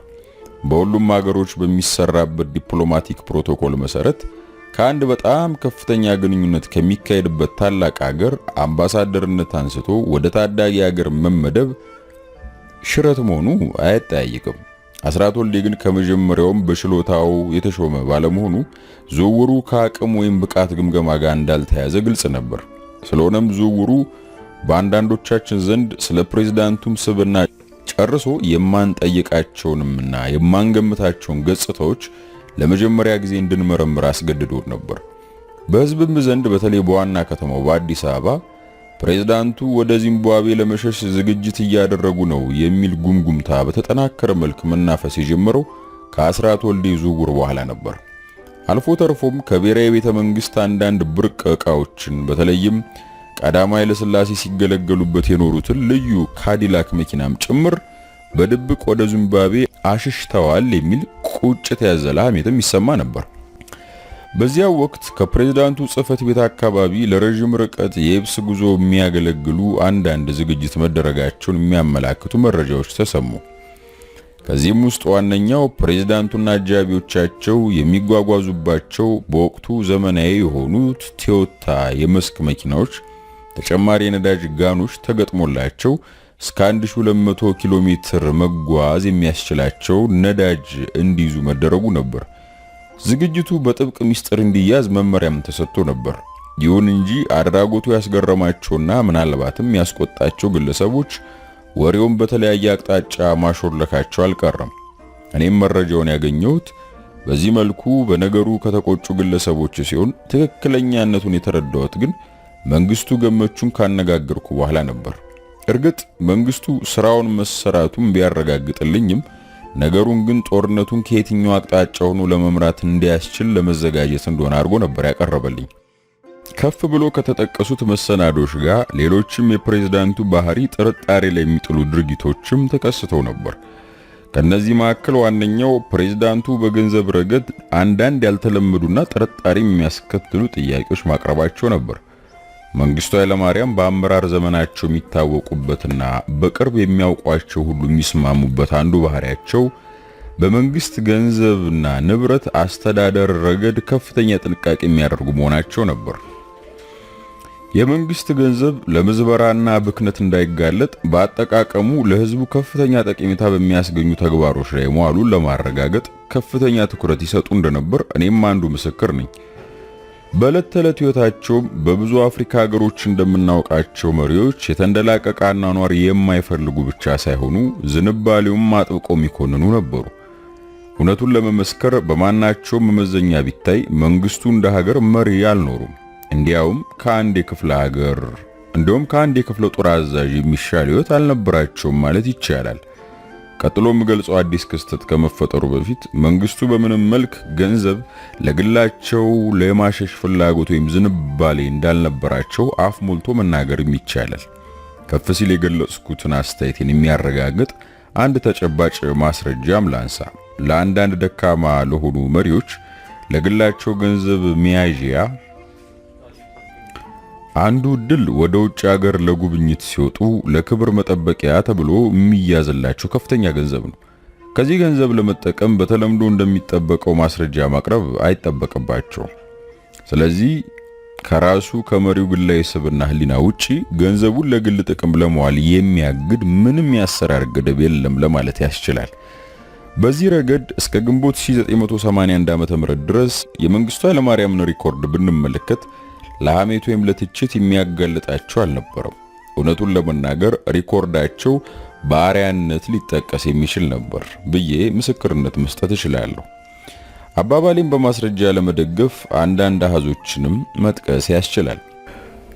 በወቅቱ ከኢትዮጵያ ብሔራዊ ባንክ ባገኙት መረጃ መሰረት መንግስቱ ኃይለማርያም በመሪነት ባገለገሉባቸው የመጀመሪያዎቹ 13 ዓመታት ለውጭ ጊዜ ያወጡት ገንዘብ በጠቅላላው 145,000 የአሜሪካ ዶላር ያህል ብቻ ነበር።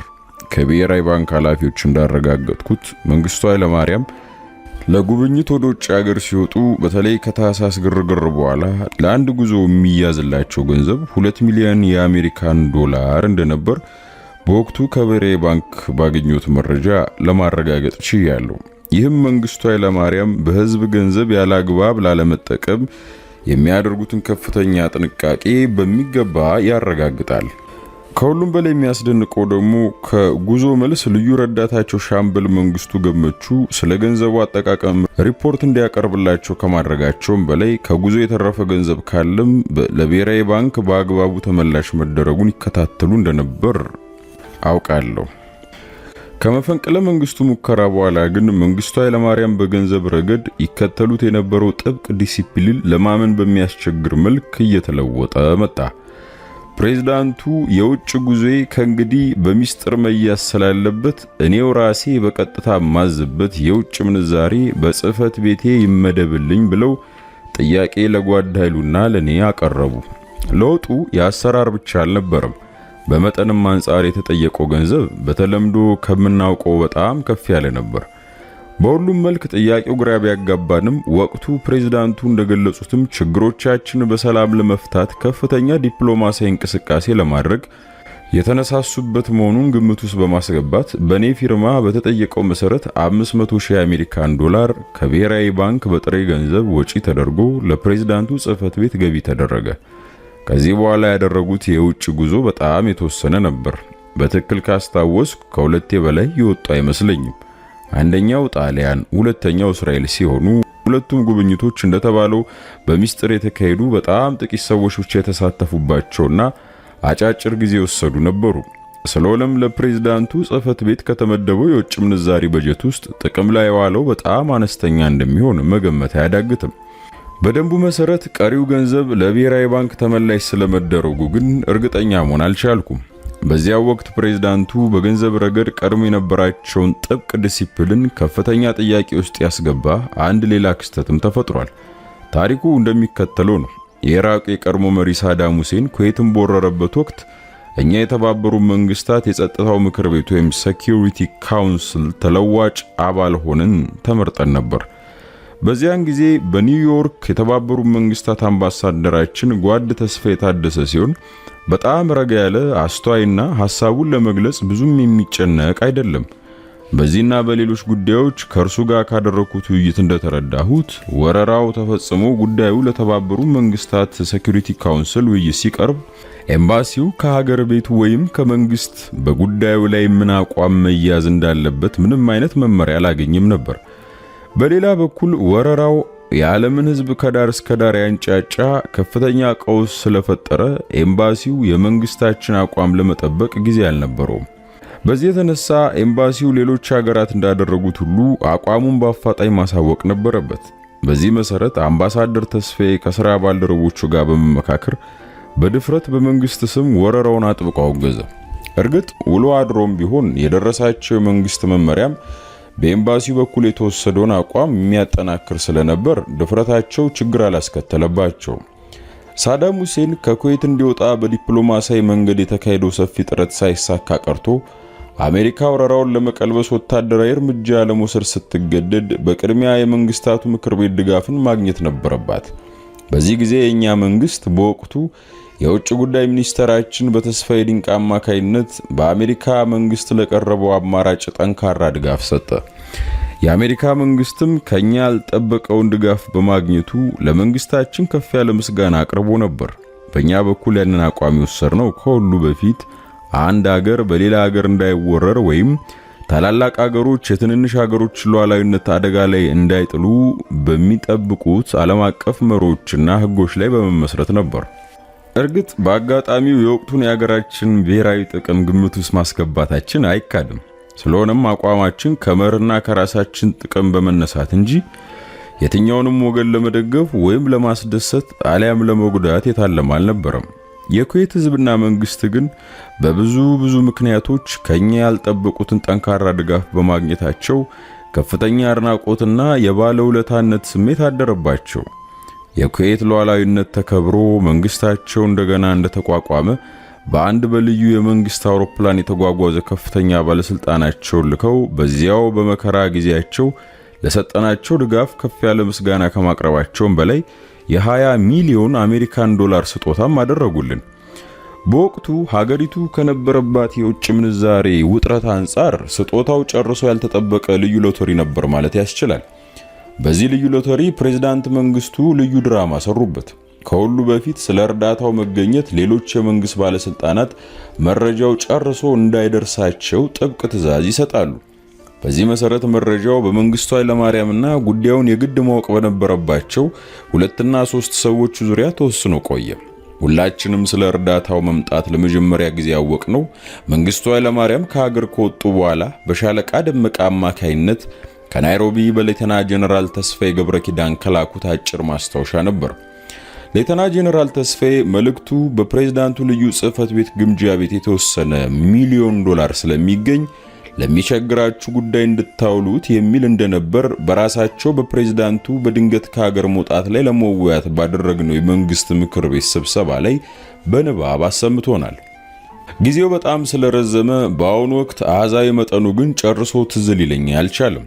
ዚምባብዌ ከደረሱም በኋላ ከጀነራል ተስፋዬ ጋር ለመጨረሻ ጊዜ ባደረጉት የስልክ ግንኙነት በሌሎች ጉዳዮች ላይ ከተነጋገሩ በኋላ ስለዚሁ ገንዘብ በድጋሚ እንዳነሱበትም ጀነራል ተስፋዬ በግላጭ አውቶኛል። የእርዳታው መምጣት በሚስጥር እንዲያዝ ማዘዛቸውም ራሳቸው መንግስቱ ኃይለማርያም ከጋዜጠኛ ገነት አየለ ጋር ባደረጉት ቃለ ምልልስ አረጋግጠውላታል። በቀጥታ በራሳቸው አንደበት እንደተገለጸው ለማቅረብ ተስፋዬ ዲንቃ የዚያን ጊዜ ገንዘብ ሚኒስትር የነበረውንና በቀለ ታምራትን በወቅቱ የብሔራዊ ባንክ ዋና አስተዳዳሪ የነበሩት ሁለቱን ጠርቼ መመሪያ ሰጠዋቸው። ስለዚህ ገንዘብ ጉዳይ ለማንም ሰው እንዳትናገሩ፣ ሀገራችንን ለመከላከል የምናቋቁመው የመከላከያ ኢንዱስትሪ ስራ በአስቸኳይ መጀመር አለበት፣ ለዚህ የምናውለው ነውና በሚስጥር ያዙት አልኳቸው ይላሉ። ፕሬዝዳንቱ ዘንግቶት ይሆናል እንጂ በዚያን ወቅት ተስፋዬ ዲንቃ የውጭ ጉዳይ ሚኒስትር ነበር። ስለ ስጦታ መምጣት ሊያውቅ የቻለውም በውጭ ጉዳይ ሚኒስትርነቱ ነው። የገንዘብ ሚኒስትሩ ተኮላ ደጀኔ ከዚያን ቀደም ብሎ ስራ መልቀቂያ አቅርቦ ተሰናብቶ ስለነበር በወቅቱ የገንዘብ ሚኒስትርነቱን ኃላፊ ደርበው የያዘው የፋይናንስ ጉዳይ ምክትል ጠቅላይ ሚኒስትሩ ወሌ ቸኮል ነበር። እሱም ስለዚህ ስጦታ መገኘት የሚያውቀው ነገር አልነበረም። ይህም የሚያመላክተው እርዳታው ወይም ስጦታው በደንቡ መሰረት በሀገሪቱ የገንዘብ ሚኒስቴር የሚታወቅና የተመዘገበ አለመሆኑን ነው። ከዚህም በላይ በወቅቱ የጠቅላይ ሚኒስትርነቱን ኃላፊነት ደርበው የያዘው ጓድ ኃይሉ ይመኑ እሱም ሆነ እኔም የሀገሪቱን የውጭ ምንዛሪ ሁኔታ በተለየ ትኩረት የምከታተለውም ስለተጠቀሰው ስጦታ ምንም አይነት መረጃ እንዳይደርሰን ተደርጓል። ከዚህም በላይ በወቅቱ የጠቅላይ ሚኒስትርነቱን ኃላፊነት ደርቦ ያዘው ጓድ ኃይሉ ይመኑም ሆነ እኔም ራሱ የሀገሪቱን የውጭ ምንዛሪ ሁኔታ በተለየ ትኩረት የምከታተለው ስለተጠቀሰው ስጦታ ምንም አይነት መረጃ እንዳይደርሰን ተደርጓል። ስለሆነም ገንዘቡ በምን መልክ እንደመጣ በቼክ ወይስ በካሽ በኒውዮርክ የኢትዮጵያ ብሔራዊ ባንክ ሂሳብ ወይም አዲስ አበባ ብሔራዊ ባንክ ገቢ ይደረግ በትክክል የሚታወቅ ነገር የለም። ከአንዳንድ አመልካች ወይም ጠቋሚ መረጃዎች መገመት እንደሚቻለው ገንዘቡ በተለምዶ እንደሚጠበቀው በቼክ የመጣ አይመስልም። ስጦታው በቼክ መጥቶ ኒውዮርክ የኢትዮጵያ መንግስት ሂሳብ ውስጥ ገቢ ተደርጎም ቢሆን በካሽ ከፍተኛ ገንዘብ ወደ ብሔራዊ ባንክ እንዲተላለፍ የተደረገ ይመስላል። ይህ ግምት ትክክል መሆኑን የሚጠቁሙ አንዳንድ ማስረጃዎችን እንመልከት።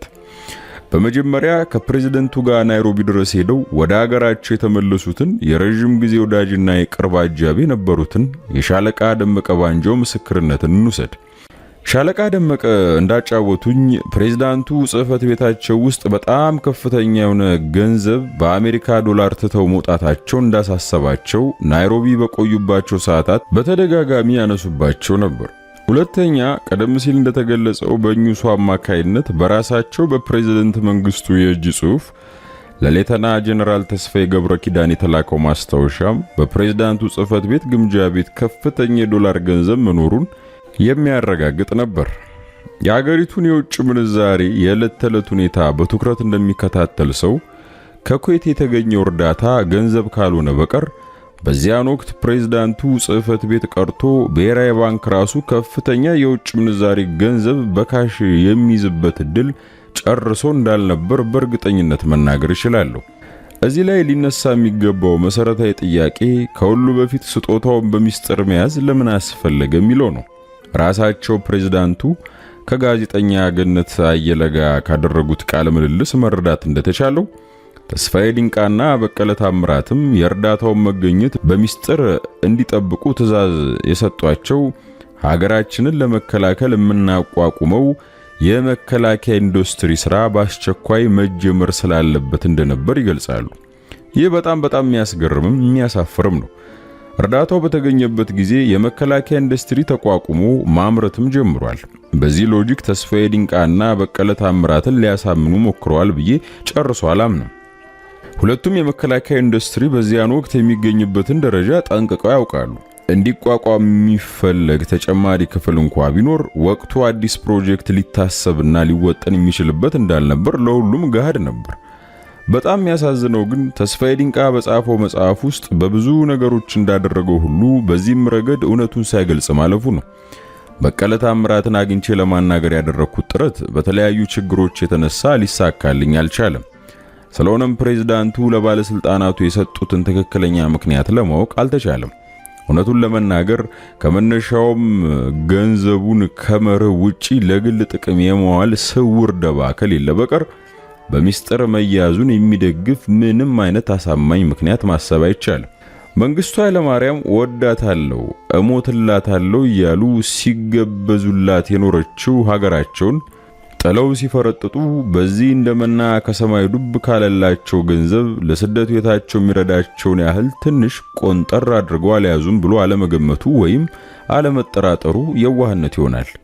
ናይሮቢ ድረስ አብረው ከሄዱ በኋላ ወደ ሀገራቸው የተመለሱት ሻለቃ ደመቀ አውሮፕላን ውስጥ መንግስቱ አጠገብ 6 በጣም ከባድ የሆኑ ሳምሶናይት የእጅ ሻንጣዎች እንደነበሩ ለሁላችንም አጫውተውናል። ወደ ሀገራቸው እንደተመለሱ በቁጥጥር ስር እንዲውሉ ሲደረጉ የወያኔ ደህንነት ሰራተኞች በተለይ ከመንግስቱ ኃይለማርያም ጋር በመጨረሻ ወደ ኬንያ ባደረጉት ጉዞ ስለሰሟቸውና ስለታዘቧቸው በተደጋጋሚ ምርመራ አድርገውላቸው ነበር። በዚህ ጊዜ በተለይ በናይሮቢ ቆይታቸው ወቅት መንግስቱ በጽህፈት ቤታቸው ግምጃ ቤት ትተውት የወጡት ከፍተኛ የዶላር ገንዘብ በግለሰቦች እንዳይዘረፍ እንዳሳሰባቸው በተደጋጋሚ እንዳነሱባቸውና ፕሬዝዳንቱ ስለያዟቸው የሳምሶናይት እጅ ሻንጣዎች ጭምር ለመርማሪዎቹ በዝርዝር መግለጻቸውንም አጫውተውናል። እርግጥ በሳምሶናይቶቹ ውስጥ ምን እንደተያዘ ሻለቃ ደመቀ አላወቁም፣ ሊያውቁ የሚችሉበት አጋጣሚም አልነበራቸው። ስለሆነም በሳምሶናይቶቹ የተያዙ ወረቀቶች ሰነዶች ይሆናል ብሎ መከራከር ይቻላል። ይህ ግን ራሳቸው መንግስቱ ብቻ ካልሆነ ሌላ ማንንም ሰው ሊያሳምን አይችልም። ሀገር ጥሎ የሚሸሽ መሪ ከወረቀት ይልቅ ራሱንና ቤተሰቡን የሚያስተዳድርበትን ሁኔታ ለማመቻቸት ቅድሚያ እንደሚሰጥ አያጠራጥርም። ራሱ አጎታቸው አስራት ወልዴ ወደ ዚምባብዌ ሲመደብና ልጆቻቸውንም ወደዚያው እንዲሄዱ ሲያደርጉ በወቅቱ በኢትዮጵያ አምባሳደርነት በሚያገኘው ጥቅም ብቻ ሊያስተዳድራቸው እንደማይችል ግልጽ ነው። ስለሆነም በዚያው ጊዜ በገንዘብ ረገድ የተለየ ዝግጅት እንደተደረገ መገመት ከእውነት የራቀ አይሆንም። ፕሬዝዳንቱ ሀገር ጥለው ሲወጡ በተቀናጀ መንገድ በዚያው ዕለት በይፋ በኢትዮጵያ አየር መንገድ ወደ ዚምባብዌ የተጓጓዙት ባለቤታቸው ወይዘሮ ውባንቺም ለመጨረሻ ጊዜ ኢትዮጵያ ለቀው ሲሄዱ ባዶ እጃቸውን ነበር የወጡት ማለትም በጣም ይከብዳል። ሁሉም ተዳምሮ ሲታይ ያ ከኩዌት መንግስት የተገኘው እርዳታ በድብቅ መያዙ ከሁሉም በላይ በከፍተኛ መጠን በፕሬዝዳንቱ ጽህፈት ቤት ግምጃ ቤት በካሽያውም የመያዙ ሚስጥር ወይም ምክንያት መንግስቱ ሲዘጋጁበት ለቆዩት ሽሽት የማንም ትብብር ሳያስፈልጋቸው የፈለጉትን ያህል ገንዘብ በፈለጉበት ጊዜ ይዘው ለማምለጥ እንዲያመቻቸው ለማድረግ እንደነበር መገመቱ ትክክል ይመስለኛል።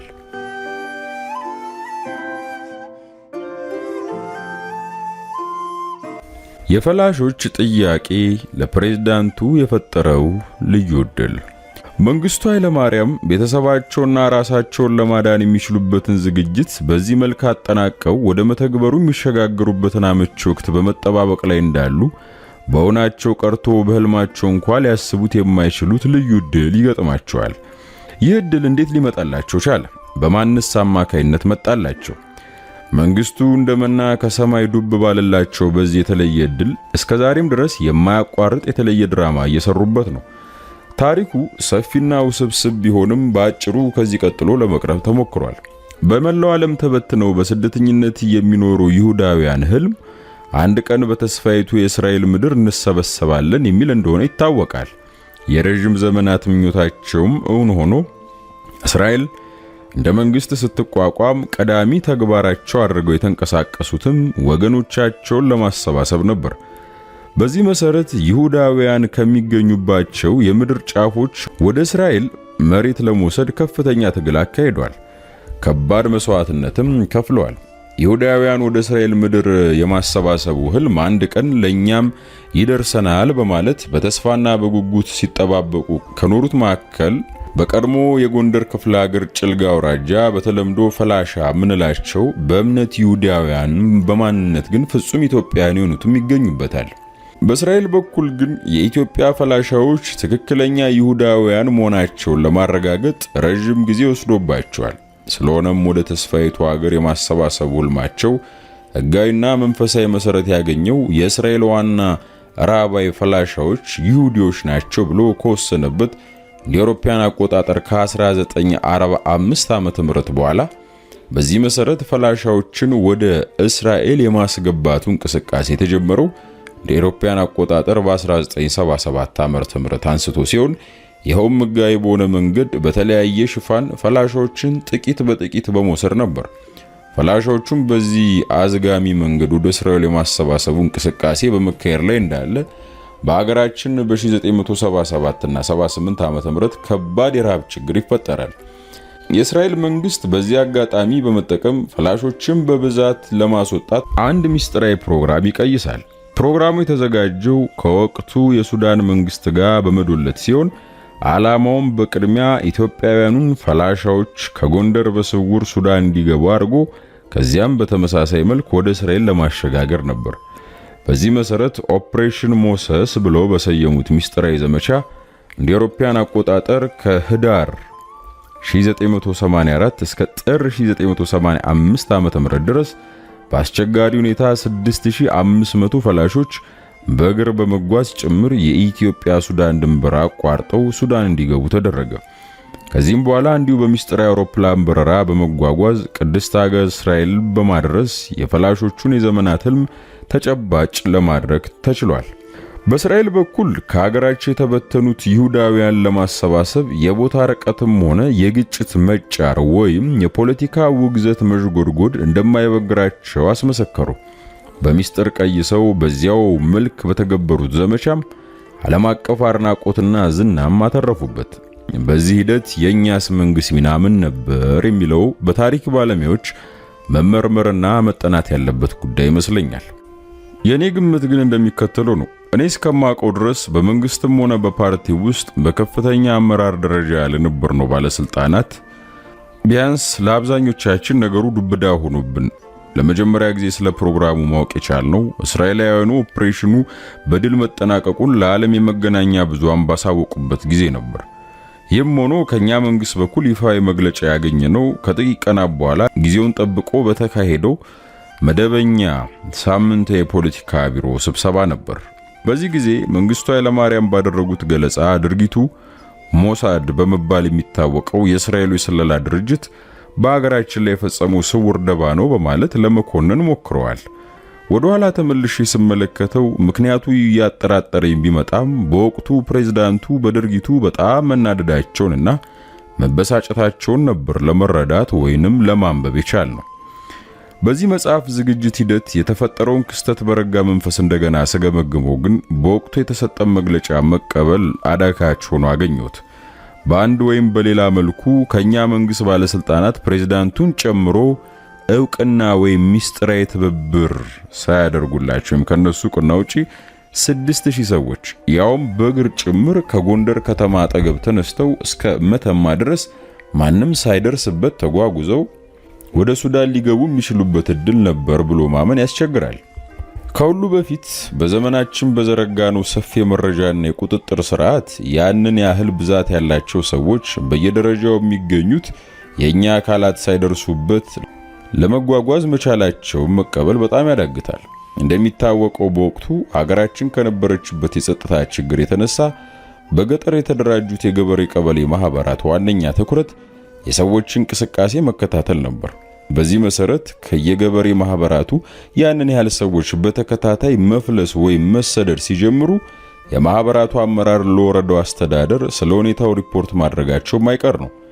ይህን ኃላፊነታቸውን ሳይወጡ ቀርተው ውሎ አድሮ ጉዳዩ ሲታወቅ የሚጠብቃቸውን አደጋ ጠንቅቀው ያውቁታል። ስለሆነም ገና እንቅስቃሴው ሲጀምር የገበሬ ማህበራት ሪፖርት እንደሚያደርጉ መገመት ከእውነት የራቀ አይሆንም። በተመሳሳይ ምክንያት ባለፉባቸው አካባቢዎች የሚገኙ የገበሬ ማህበራት አመራሮችም ይህን የመሰለ የሰዎች እንቅስቃሴ ሲመለከቱ ሪፖርት ማድረጋቸው ሳይታለም የተፈታ ነው። በዚህ መልክ መረጃው ከገበሬ ማህበራቱ ለወረዳው አስተዳደር፣ ወረዳው ለአውራጃው፣ ከዚያም ለክፍለ ሀገሩ አስተዳደር መተላለፉ እንደማይቀር ግልጽ ነው። በዚህ መሰረት አንዱ ለሌላው እያስተላለፈ ሪፖርቱ የመንግስቱም የፓርቲውም የመጨረሻ አካል ጫፍ ላይ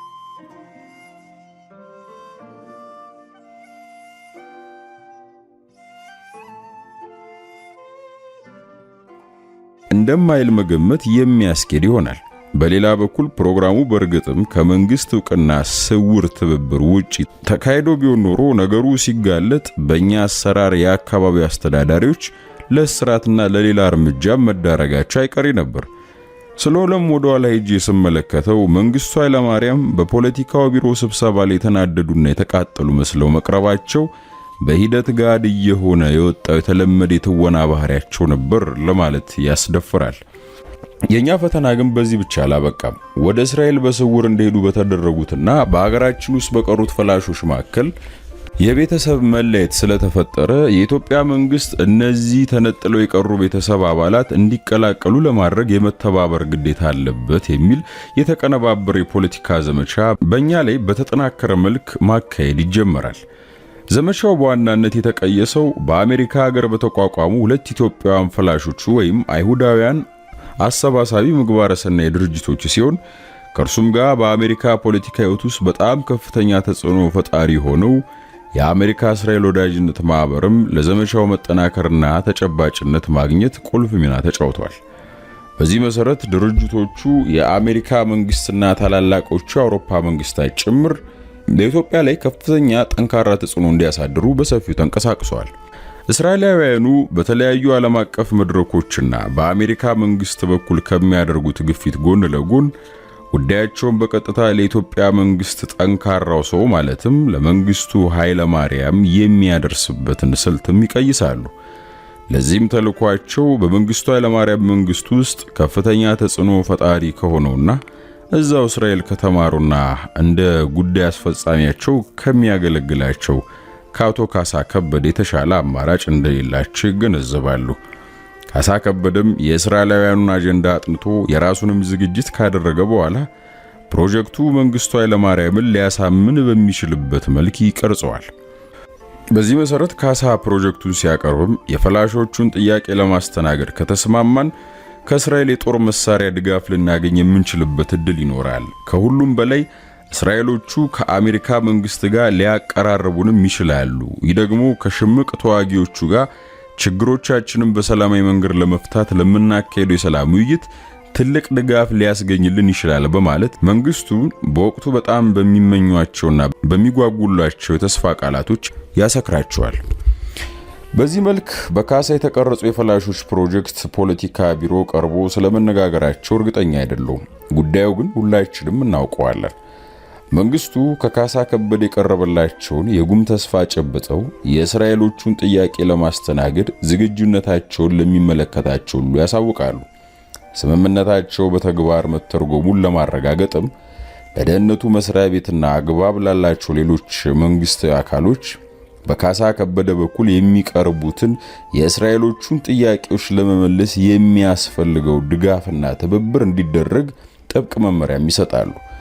መንግስቱ የእስራኤሎቹን ጥያቄዎች ለማስተናገድ ሲነሳሱ ከፍ ሲል በገለጽኳቸው በአሜሪካ የእስራኤል ጥቅም አራማጅ ግብረ ሰናይ ድርጅቶች ቀስቃሽነትና አግባቢነት ከወቅቱ የአሜሪካ ፕሬዝዳንት ከጆርጅ ቡሽ የምስጋና ተስፋ ሰጪ ደብዳቤ እንዲደርሳቸውም ተደርጓል። ካሳ ከበደ የእስራኤላውያኑን ጥያቄ ለመመለስ ዝግጁ ከሆንን የወቅቱን የሀገራችን ችግሮች ለመፍታት የሚያግዘን ድጋፍ ልናገኝ እንችላለን ያለው እውነት እንኳ ቢሆን እኛ ግን በወቅቱ ድጋፉ ቢሰጠንም ልንጠቀምበት የምንችልበት ደረጃ ላይ እንዳልነበርን መገመቱ ከማንም ሙቀት ውጪ አልነበረም። ስለሆነም እስራኤሎቹም ከኛ ጋር መቀራረብ ሲጀምሩ ከወታደራዊም ሆነ ከፖለቲካ አንጻር የኛ ሁኔታ ከሞላ ጎደል ያለቀለትና ያበቃልን ነበር። በመሆኑም የጦር መሳሪያ ድጋፍ ቢያደርጉልንም ከወታደራዊ አንጻር በመሬት ላይ የደረሰውን ውድቀት ለማሻሻልና ጠንካራ የሰላም ተደራዳሪ ሆኖ ለመቅረብ የሚቻልበት ሰዓት እንዳለፈ ለእስራኤሎቹም ሆነ ለአሜሪካኖቹ ግልጽ ነበር። በሰላም ውይይቱም ረገድ ሻዕቢያና ህወሓት በየውጊያ ቀጠናቸው በለስ እየቀናቸው ወደ መጨረሻው የድል ምዕራፎቻቸው በአስተማማኝ በመገስገስ ላይ በነበሩበት በዚያን ወቅት ለውይይት ወይም ለድርድር የሚጋብዛቸው ወይም የሚያበረታታቸው የመፍትሄ ሐሳብ ማቅረብ አዳጋች ነበር። በጥቅሉ ከመሳሪያ አቅርቦትም ሆነ ከሰላም ውይይቱ አንጻር እኛን ከመሸንገል ውጪ ምንም ነገር ሊደረግ እንደማይችል ሁሉም ወገኖች ተረድተውት ነበር። ስለሆነም አሜሪካኖቹም የሰላም ውይይቱን የመምራቱን ኃላፊነት ሲቀበሉ ዓላማቸው በሰላም ውይይት ሽፋን የእስራኤልን መንግስት አጀንዳ ማለትም የፈላሾቹን መውጣት ለማሳካት እንደነበር መገመቱ ከእውነት የራቀ አይሆንም። በወቅቱ በአሜሪካ የውጭ ጉዳይ ሚኒስቴር መስሪያ ቤት የአፍሪካ ጉዳይ ረዳት ጸሐፊ ወይም ሴክሬታሪና የሰላሙ ጥረት አስተባባሪ የነበረው ሃርመን ኮሄን በቀጥታ እንደገለጸው ኢትዮጵያ ግጭት ውስጥ የገባ ነው በቀጥታ ከግጭቱ ጋር ባልተያዙ ምክንያቶች በመገፋት ነበር። በጦርነቱና በድርቅ ምክንያት በአፍሪካ ቀንድ የሚገኘው ህዝብ ለረሃብ መዳረግ የለበትም የሚሉ ጸረ ረሃብ አግባቢ ቡድኖች ጫናና 20 ሺህ ፈላሾች ከኢትዮጵያ በአፋጣኝ እንዲወጡ የተደረጉብን ፖለቲካዊ ተጽዕኖዎች በውሳኔያችን ላይ ክብደት ተሰጥቷቸው ነበር ብሏል። እውነት ለመናገር የሰብአዊ እርዳታውም ጉዳይ ለሽፋን የቀረበ እንጂ የአሜሪካኖቹ ዋነኛ ተልዕኮ የእስራኤሎቹን አጀንዳ ማስፈጸም ብቻ እንደነበር ግልጽ ነው። በሂደት የተረጋገጠውም ይህ ሀቅ ነው። ለማንኛውም አሜሪካኖቹ በመጨረሻው ሰዓት ላይ በሰላም ስም ያደርጉት ስለነበረው ሽርጉድ ያነሳውት በዚያን ወቅት የሀገራችን ፖለቲካዊና ወታደራዊ ሁኔታ በማይታመን መልክ ስለተለወጠ አንድ ከፍተኛ ክስተት ለመግለጽ ነው። በወቅቱ የሰላም ጥረቱን ለማስተባበር ከአርመንኮም ቡድን ጋርም ይሁን በግሉ አዲስ አበባ ወጣ ገባ ከሚሉት የአሜሪካ መንግስት ባለስልጣኖች መካከል አንዱ ሮበርት ፍሬዘር የሚባል በጆርጅ ቡሽ አስተዳደር በብሔራዊ ደህንነት ካውንስል ውስጥ የአፍሪካ ጉዳይ ዳይሬክተር ነበር። ከዚህ በፊት በኢትዮጵያ የአሜሪካ ኤምባሲ ውስጥ ለጥቂት ዓመታትም አገልግሏል። ፍሬዘር በራሱና ከሌሎች የአሜሪካ ባለስልጣናት ጋር ሆኖ ከመንግስቱ ኃይለማርያም ጋር በተደጋጋሚ የመወያየት እድል ገጥሞታል። ከግርማ አበሻ እንደተረዳሁት በበለጠ የተገናኘው ግን ከኮሎኔል ተስፋዬ ወልደ ስላሴና ከሻምበል መንግስቱ ገመቹ ጋር ነበር። በዚህ ግንኙነት ሂደት ፍሬዘር እንደገለጸው ስለ መንግስቱ ኃይለማርያም ማንነት ለመገንዘብ ችሏል። በዚህ መንገድ ስለ ፕሬዝዳንቱ መንግስቱ ባሰባሰበው መረጃ ላይ በመመስረት አንድ ቀን ከአርመንኮንና ከሌሎች የሰላሙ አስተባባሪ ቡድን አባላት ጋር ሆነው ስለ ኢትዮጵያ ወቅታዊ ሁኔታ ሲወያዩ የተሰብሳቢውን ቀልብ የሳበና ያስደነገጠ አንድ ሐሳብ ያቀርባል። እዚህ ላይ መረጃ ምንጩን መግለጽ አግባብ ይሆናል። በዚህ ጉዳይ ላይ ቀጥሎ የምገልጻቸው መረጃዎችን ያገኘሁት በአሜሪካ ሳንዲያጎ ነዋሪ ከሆነና በኦሮሞ ነጻ አውጪ ድርጅት አባልነት ወይም ተባባሪነት ከሚጠረጠር አንድ ግለሰብ ሲሆን ስምምነቱን ስላላገኘው ስሙን ከመጥቀስ ተቆጥቤያለሁ። በቀድሞ አጠራር በሸዋ ክፍለ ሀገር ከታወቁት አንዱ ከፍተኛ ኦሮሞ ባላባት የሚወለደው ይህ ግለሰብ በበኩሉ መረጃውን ያገኘው በአሜሪካ ሴኔት የሚኒሶታ የሪፐብሊካን ፓርቲ ተመራጭ ሆነው ባገለገሉበት ጊዜና ከሴኔቱም ከወጡ በኋላ ስለ ኢትዮጵያውያን ፈላሾች ወደ ተስፋይቱ ሀገር መሰባሰብ ተሟጋች ከነበሩት ከሴኔተር ሩዲ ቦስዊትስ እንደነበር ገልጾልኛል። ሴናተሩ ስለ ፈላሾች ጉዳይ የፕሬዝዳንት ጆርጅ ቡሽ ልዩ መልእክተኛ በመሆን ከአርመንኮም ቡድን ጋር በራሳቸው ወደ አዲስ አበባ ብዙ ጊዜ ተመላልሰዋል። ስለ ፕሬዝዳንት መንግስቱ አወጣጥም ቀዳሚ ዕውቀት ከነበራቸው የአሜሪካ ባለስልጣናት መካከል አንዱ ነበሩ። ከኚህ ሴናተር በተገኘው መረጃ መሰረት ሮበርት ፍሬዘር ስለ መንግስቱ ኃይለማርያም ያቀረበው ሐሳብ ባጭሩ መንግስቱ መሳሪያ የሚለው ከእንግዲህ ተዋግቶ የደረሰበትን ውርቀት ለመለወጥ ይችላል ብሎ አይመስለኝም። ይህ እንደማይቻል በሚገባ ያውቃል። በዩናይትድ ስቴትስ ከመጨረሻው በውጊያ መግፋት የሚፈልገው ሰውየው ፈሪ ስለሆነና መሄጃም ስለሌለው ብቻ ይመስለኛል። ስለሆነም ዋስትና ሰተነው የማምለጫ ዕድል ብናመቻችለት ያለምንም ማመንታት ከሀገር ሊወጣ ይችላል። በዚህ መልኩ እሱ ስልጣን እንዲለቅ ካደረግን በሱ ቦታ የሚተካውና ቀሪዎቹ የፖለቲካ አመራር አባላት በቀላሉ ከሽምቅ ተዋጊዎቹ ጋር ስምምነት ላይ ሊደርሱ ይችላሉ። ይህም ባይሳካ መንግስቱ ከሀገር ከወጣ በኋላ የጦሩ ሞራልም ሆነ የውጊያ ዝግጁነት በጣም ስለሚያሽቆለቆል ትርጉም ያለው ውጊያ ይካሄዳል ብዬ አልገምትም። ስለሆነም ሽምቅ ተዋጊዎቹ አዲስ አበባን ለመያዝ የሚያደርጉትን የመጨረሻ ፍልሚያ ምናልባትም ያለምንም ውጊያ ለማሳካትና ሊደርስ የሚችለውን ከፍተኛ የሰው እልቂትና የንብረት ውድመት ለማዳን ይቻላል የሚል ነበር። የቡድኑ አባላትም ፍሬዘር እንደገመተው መንግስቱ ኃይለማርያም ሐሳቡን ተቀብለው ስልጣናቸውን ለመልቀቅ ፈቃደኛ ይሆናሉ አይሆኑም በሚለው ጥያቄ ላይ እርግጠኛ መሆን ያስቸግራቸዋል። በጉዳዩ ላይ በጥልቀት ከተወያዩ በኋላ ሙከራ ማድረጉ ግን ጠቃሚ ይሆናል በሚል ድምዳሜ ላይ ይደርሳሉ። ሐሳቡን ለመንግስቱ ማን ያቅርብ የሚለው ላይ ሲደርሱ ፍሬዘር የመንግስቱ ቆራጥነት በአደባባይ እንደሚገለጸው አይመስለኝም፣ ስለሆነም የማነጋገሩን ኃላፊነት ለኔ ተውት፣ እኔው ራሴ ወጣዋለሁ በማለት የቡድኑን አባላት ስጋት ያስወግዳል። ከዚያም አግባብ ካላቸው የአሜሪካ መንግስት የበላይ ኃላፊዎች ስምምነት ካገኘ በኋላ ፍሬዘር ከመንግስቱ ጋር ወሳኙን ፍልሚያ ለማድረግ ቀጠሮ እንዲያዝለት ጠይቆ ይፈቀድለታል። እውነቱን ለመናገር በሮበርት ፍሬዘርና በመንግስቱ ኃይለማርያም መካከል ስለተካሄደ ውይይት ምናልባት የፕሬዝዳንቱ በጣም የቅርብ ከሆኑ ሰዎች ውጪ አመራር ላይ በነበርነው ዘንድ ምንም የሚታወቅ ነገር አልነበረም። ፕሬዝዳንቱ ከሀገር ከወጡም በኋላ ሁሉም የየራሱ መላምት ነበረው። ማናችንም በእርግጠኝነት የምናውቀው ነገር ግን አልነበረም። ፕሬዝዳንቱ ከሀገር እንዴት ሊወጡ እንደቻሉ በሀገራችን እንደሚባለው የማርያም መንገድ ወይም የፈሪ መንገድ በማንና እንዴት እንደተመቻቸላቸው በትክክል ለማወቅ የቻልኩት እስር ቤት ከገባም በኋላ ከኮሎኔል ተስፋዬ ወልደስላሴና ከሻምበል መንግስቱ ገመቹ ጋር ካደረኳቸው የተናጠሉ ውይይቶች ነበር። እኔ እንደምጠረጥረው በተለይ ኮሎኔል ተስፋዬ ከአሜሪካዊ ስለላ ድርጅት ጋር በስራም ይሁን በትብብር ባዳበሩት የቅርብ ግንኙነት ምናልባትም ፕሬዝዳንቱ ያለመከሰስ ዕድል ከተሰጣቸው ከሀገር ሊወጡ ይችላሉ ብለው ለአሜሪካኖቹ ማማክረው ወይም ሐሳብ ሰጥተው ሊሆን ይችላል። ሮበርት ፍሬዘርም ፕሬዝዳንቱ ከስልጣን እንዲወርዱ ደፍሮ ሐሳብ ለማቅረብ የቻለውም በዚህ መልክ ከውስጥ ባገኘው መረጃ መበረታታቱም ሊሆን ይችላል። የፍሬዘር ሐሳብ መሰረቱ ምንም ይሁን ምን ፕሬዝዳንቱ ከሮበርት ፍሬዘር ጋር ከተወያዩ በኋላ የቀረበላቸውን ሐሳብ ለኮሎኔል ተስፋዬ ወልደስላሴና ለሻምበል መንግስቱ ገመቹ ማካፈላቸውና በጉዳዩም ላይ በጋራ መወያየታቸውና መምከራቸው ሳይታለም የተፈታ ነው። ፕሬዝዳንቱ ተስፋዬ ወልደስላሴና መንግስቱ ገመቹ ሳያውቁትና ሳይስማሙበት ከሀገር የመውጣት እቅድ ሊሳካ አይችልም። ከሁለቱም ጋር ካደረኩት የተናጠል ውይይት እንደተረዳሁት ፕሬዝዳንቱ ከሀገር እንዲወጡ ሁኔታዎችን ያመቻቹት ግን እሳቸውም በግል ለማሸሽና ለማዳን በማሳብ ሳይሆን ከሁሉም በላይ ለሰላሙ ድርድር መሳካት ሁኔታዎችን ለማመቻቸት እንደነበር አጥብቀው ገልጸውልኛል። አግባብ ባለው ክፍል ወደፊት እንደምገልጸው ለሰላሙ ውይይት ከስር ጀምሮ ከፍተኛው እንቅፋት ፕሬዝዳንት መንግስቱ ነበሩ። ስለሆነም በሆነ መንገድ እሳቸውን ከፖለቲካ መድረኩ ማግለል በሰላም ውይይቱ አመቺ ሁኔታ እንደሚፈጠር ጥያቄ አልነበረውም። ከኢሰፓኮ መቋቋም አንስቶ ከኮሎኔል ተስፋዬም ሆነ ከሻምበል መንግስቱ ጋር በቅርበት በመስራት እንደተረዳኋቸው ሁለቱም ችግሮቻችን በውይይት በሰላም ለመፍታት ትኩረት እንዲሰጥ አበክረው የሚያሳስቡና የሚያማክሩ እንደነበር እኔው ራሴ አንዱ ምስክር ነኝ።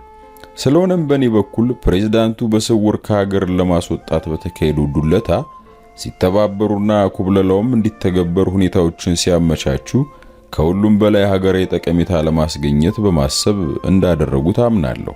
እንደገና ወደ ፍሬዘር ስንመለስ ከመጨረሻው ውጤት ተነስቶ መናገር እንደሚቻለው ፍሬዘር እንደገመተው መንግስቱ የቀረበላቸውን ሐሳብ ምንም ሳያመነቱና ሳያቅማሙ ነበር የተቀበሉት። የሀገር ምርጫውን የሚያደርጉት ራሳቸው መንግስቱ ነበሩ። በህዝባዊ ድል ታጅቦና ተሸፋፍኖ ለ17 ዓመታት ተቀብሮ የቆየው የመንግስቱ ኃይለማርያም እውነተኛ ማንነት በሚዘገንን መልክ ቁልጭ ብሎ የተጋለጠው በዚህ አጋጣሚ ነበር። የፕሮፌሰር መስፍን ወልደማርያም የክህደት ቁልቁለት የሚለው ትዕይንት ምዕራፍ 1 ጋህድ የሆነው በዚህ ጊዜ ነበር። መንግስቱ በብዙ አጋጣሚዎች በአደባባይ ጭምር ቀዳማዊ ኃይለ ሥላሴ በማይጮ ጦርነት ህዝቡን ለአደጋ አጋልጠው ከሀገር ፈርጥጠው መውጣታቸውን ሲያወግዙ እንዳልነበሩ ሁሉ እሳቸውም በተራቸው ሲመሯቸው የነበሯቸው ጦርነቶች እንዳልሆኑ ነው ሽንፈት፣ ውድቀት አጠገባቸው ሲዳረስ የቀዳማዊ ኃይለ ሥላሴን ድራማ ደግሞ ለመከወን ለደቂቃም አላመነቱም። እውነቱን ለመናገር ቀዳማዊ ኃይለ ሥላሴና መንግስቱ ኃይለማርያም የነበራቸው ድርጅታዊና ፖለቲካዊ አቅሞች፣ የገጠሟቸው ጠላቶች፣ ባህሪያት ከሁሉም በላይ ሁለቱም መሪዎች የተንቀሳቀሱባቸው ሀገራዊና ዓለም አቀፍ ተግዳሮቶች ጨርሶ ሊወዳደሩ የሚችሉ አይደሉም። በጊዜና በሁኔታ በጣም የሚለያዩትን የሁለቱ መሪዎች ሽሽት ማወዳደሩ ለታሪክ ትተን በቅርብ የምናውቀውን በዘመናችን የደረሰውን የመንግስቱ ኃይለማርያም የመጨረሻ ሰዓት ውሳኔ ብንወስድ በማናቸውም መመዘኛ ቢታይ ፍጹም ክህደት ነበር ነውም። ከሁሉም በፊት በመጽሐፌ ቅጽ 2 አግባብ ባለው ምዕራፍ በተጨባጭ ማስረጃዎች እንደማቀርበው ለጦርነቶቹ በዚህ አሳፋሪ መልክ መደምደም ግንባር ቀደም ተጠያቂው እሳቸውና እሳቸው ብቻ ነበሩ ብዬ አምናለሁ። በፈጠሩት የጦረኝነት አፈ ታሪክም ይሁን በሌሎች ምክንያቶች ከሀገር የመውጣት ዕድል ከውጭ መንግስት ሲቀርብላቸው መንግስቱ ሐሳቡን የተቀበሉት የታሪክ የትውልድ ተጠያቂነት እንዳለበት እንደ አንድ ሀገር መሪ ሆኖ አልነበረም። ከትውልድ ወደ ትውልድ ሲያስደንቅ ሲያስገርምና ሲያሳፍር የሚኖረው ይህ አስቀያሚ እውነት ነው። መንግስቱ አማራጩ ሲቀርብላቸው በአደባባዩ እሞትላታለሁ እያሉ ሲገበዙላት የነበረችው ሀገር መጨረሻዋ ምን ሊሆን ነው የሚለው ጥያቄ ለደቂቃም ቆም ብለው ለማሰብና መልስ ለመሻትም አልተጨነቁም። ለ17 ዓመታት አንዴ ወደ ምስራቅ አንዴ ወደ ሰሜን ወደ ምዕራብ ባጭሩ በመላ አገሪቱ ሲያዘምቱና ሲያንከራትቱ የኖሩ የኢትዮጵያን ሰራዊት ጣፈንታስ ምንድነው የሚለውን ጥያቄ ማሰላሰል ማቅረብም አልፈለጉ። መንግስቱ ያቺ ሲፎክሩባት ሲገበዙባት ብዙዎችን ሲያወግዙባት የነበረችው ቀውጢ ሰዓት ስትደርስ እንደ አብዮታዊ እንደ ታላቅ ህዝብ መሪ ቀርቶ ህሊናው እንደቆረቆረው እንደ አንድ ኩሩ ዜጋ እንኳን ማየት ማሰብ ተሳናቸው። በተቃራኒው እንደ አንድ ፍጹም ተራ ራስ ወዳድ ስግብግብ ግለሰብ ወደ ግራም ወደ ቀኝም ሳይመለከቱ ከሰማይ እንደመና የወረደላቸውን እድል እንዳያመልጣቸው ፍርጥም አድርገው ጨብጠው ማምለጫ ቀዳዳቸውን ብቻ ማሰላሰሉን ተያዙት። እዚህ ላይ አንጠልጥዬ የተውኩትን የመንግስቱን የአፍላነት ዘመን አንድ ታሪክ ወይም ድርጊት እንደገና ወደ ኋላ መለስ ብዬ ላስታውሳችሁ።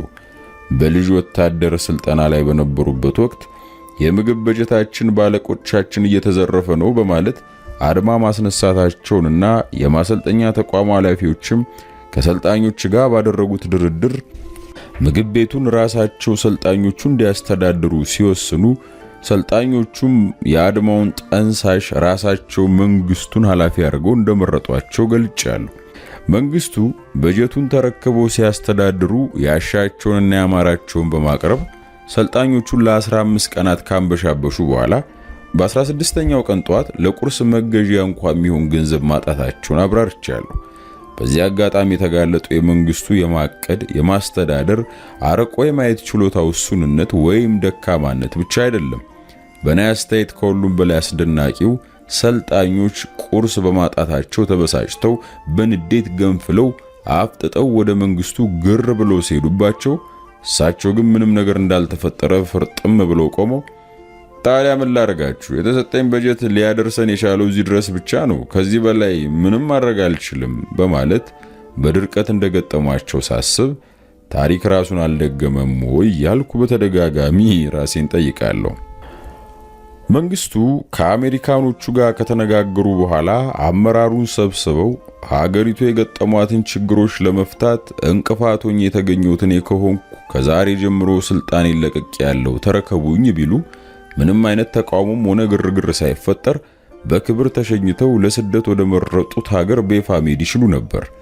በዚህ መልክ ፊት ለፊት ውድቀታቸውን መቀበሉ ቢያሳፍራቸው እንኳ እስቲ ወደ ዚምባብዌ ሄጄ ከወንድሜ ሮበርት ሙጋቤ ጋር በአንዳንድ ጉዳዮች ላይ ተመካክሬ ልመለስ ብለው በይፋ ወጥተው ሐራሬ ከደረሱ በኋላ እኔ እስከዛሬ የምችለውን አደረኩ። አሁን ሁሉም ነገር ከአቅሜ በላይ እየሆነ መጥቷል። ስለዚህ በራሴ ፈቃድ ከስልጣኔ ወርጃለሁ ማለት የሚችሉ ነበር።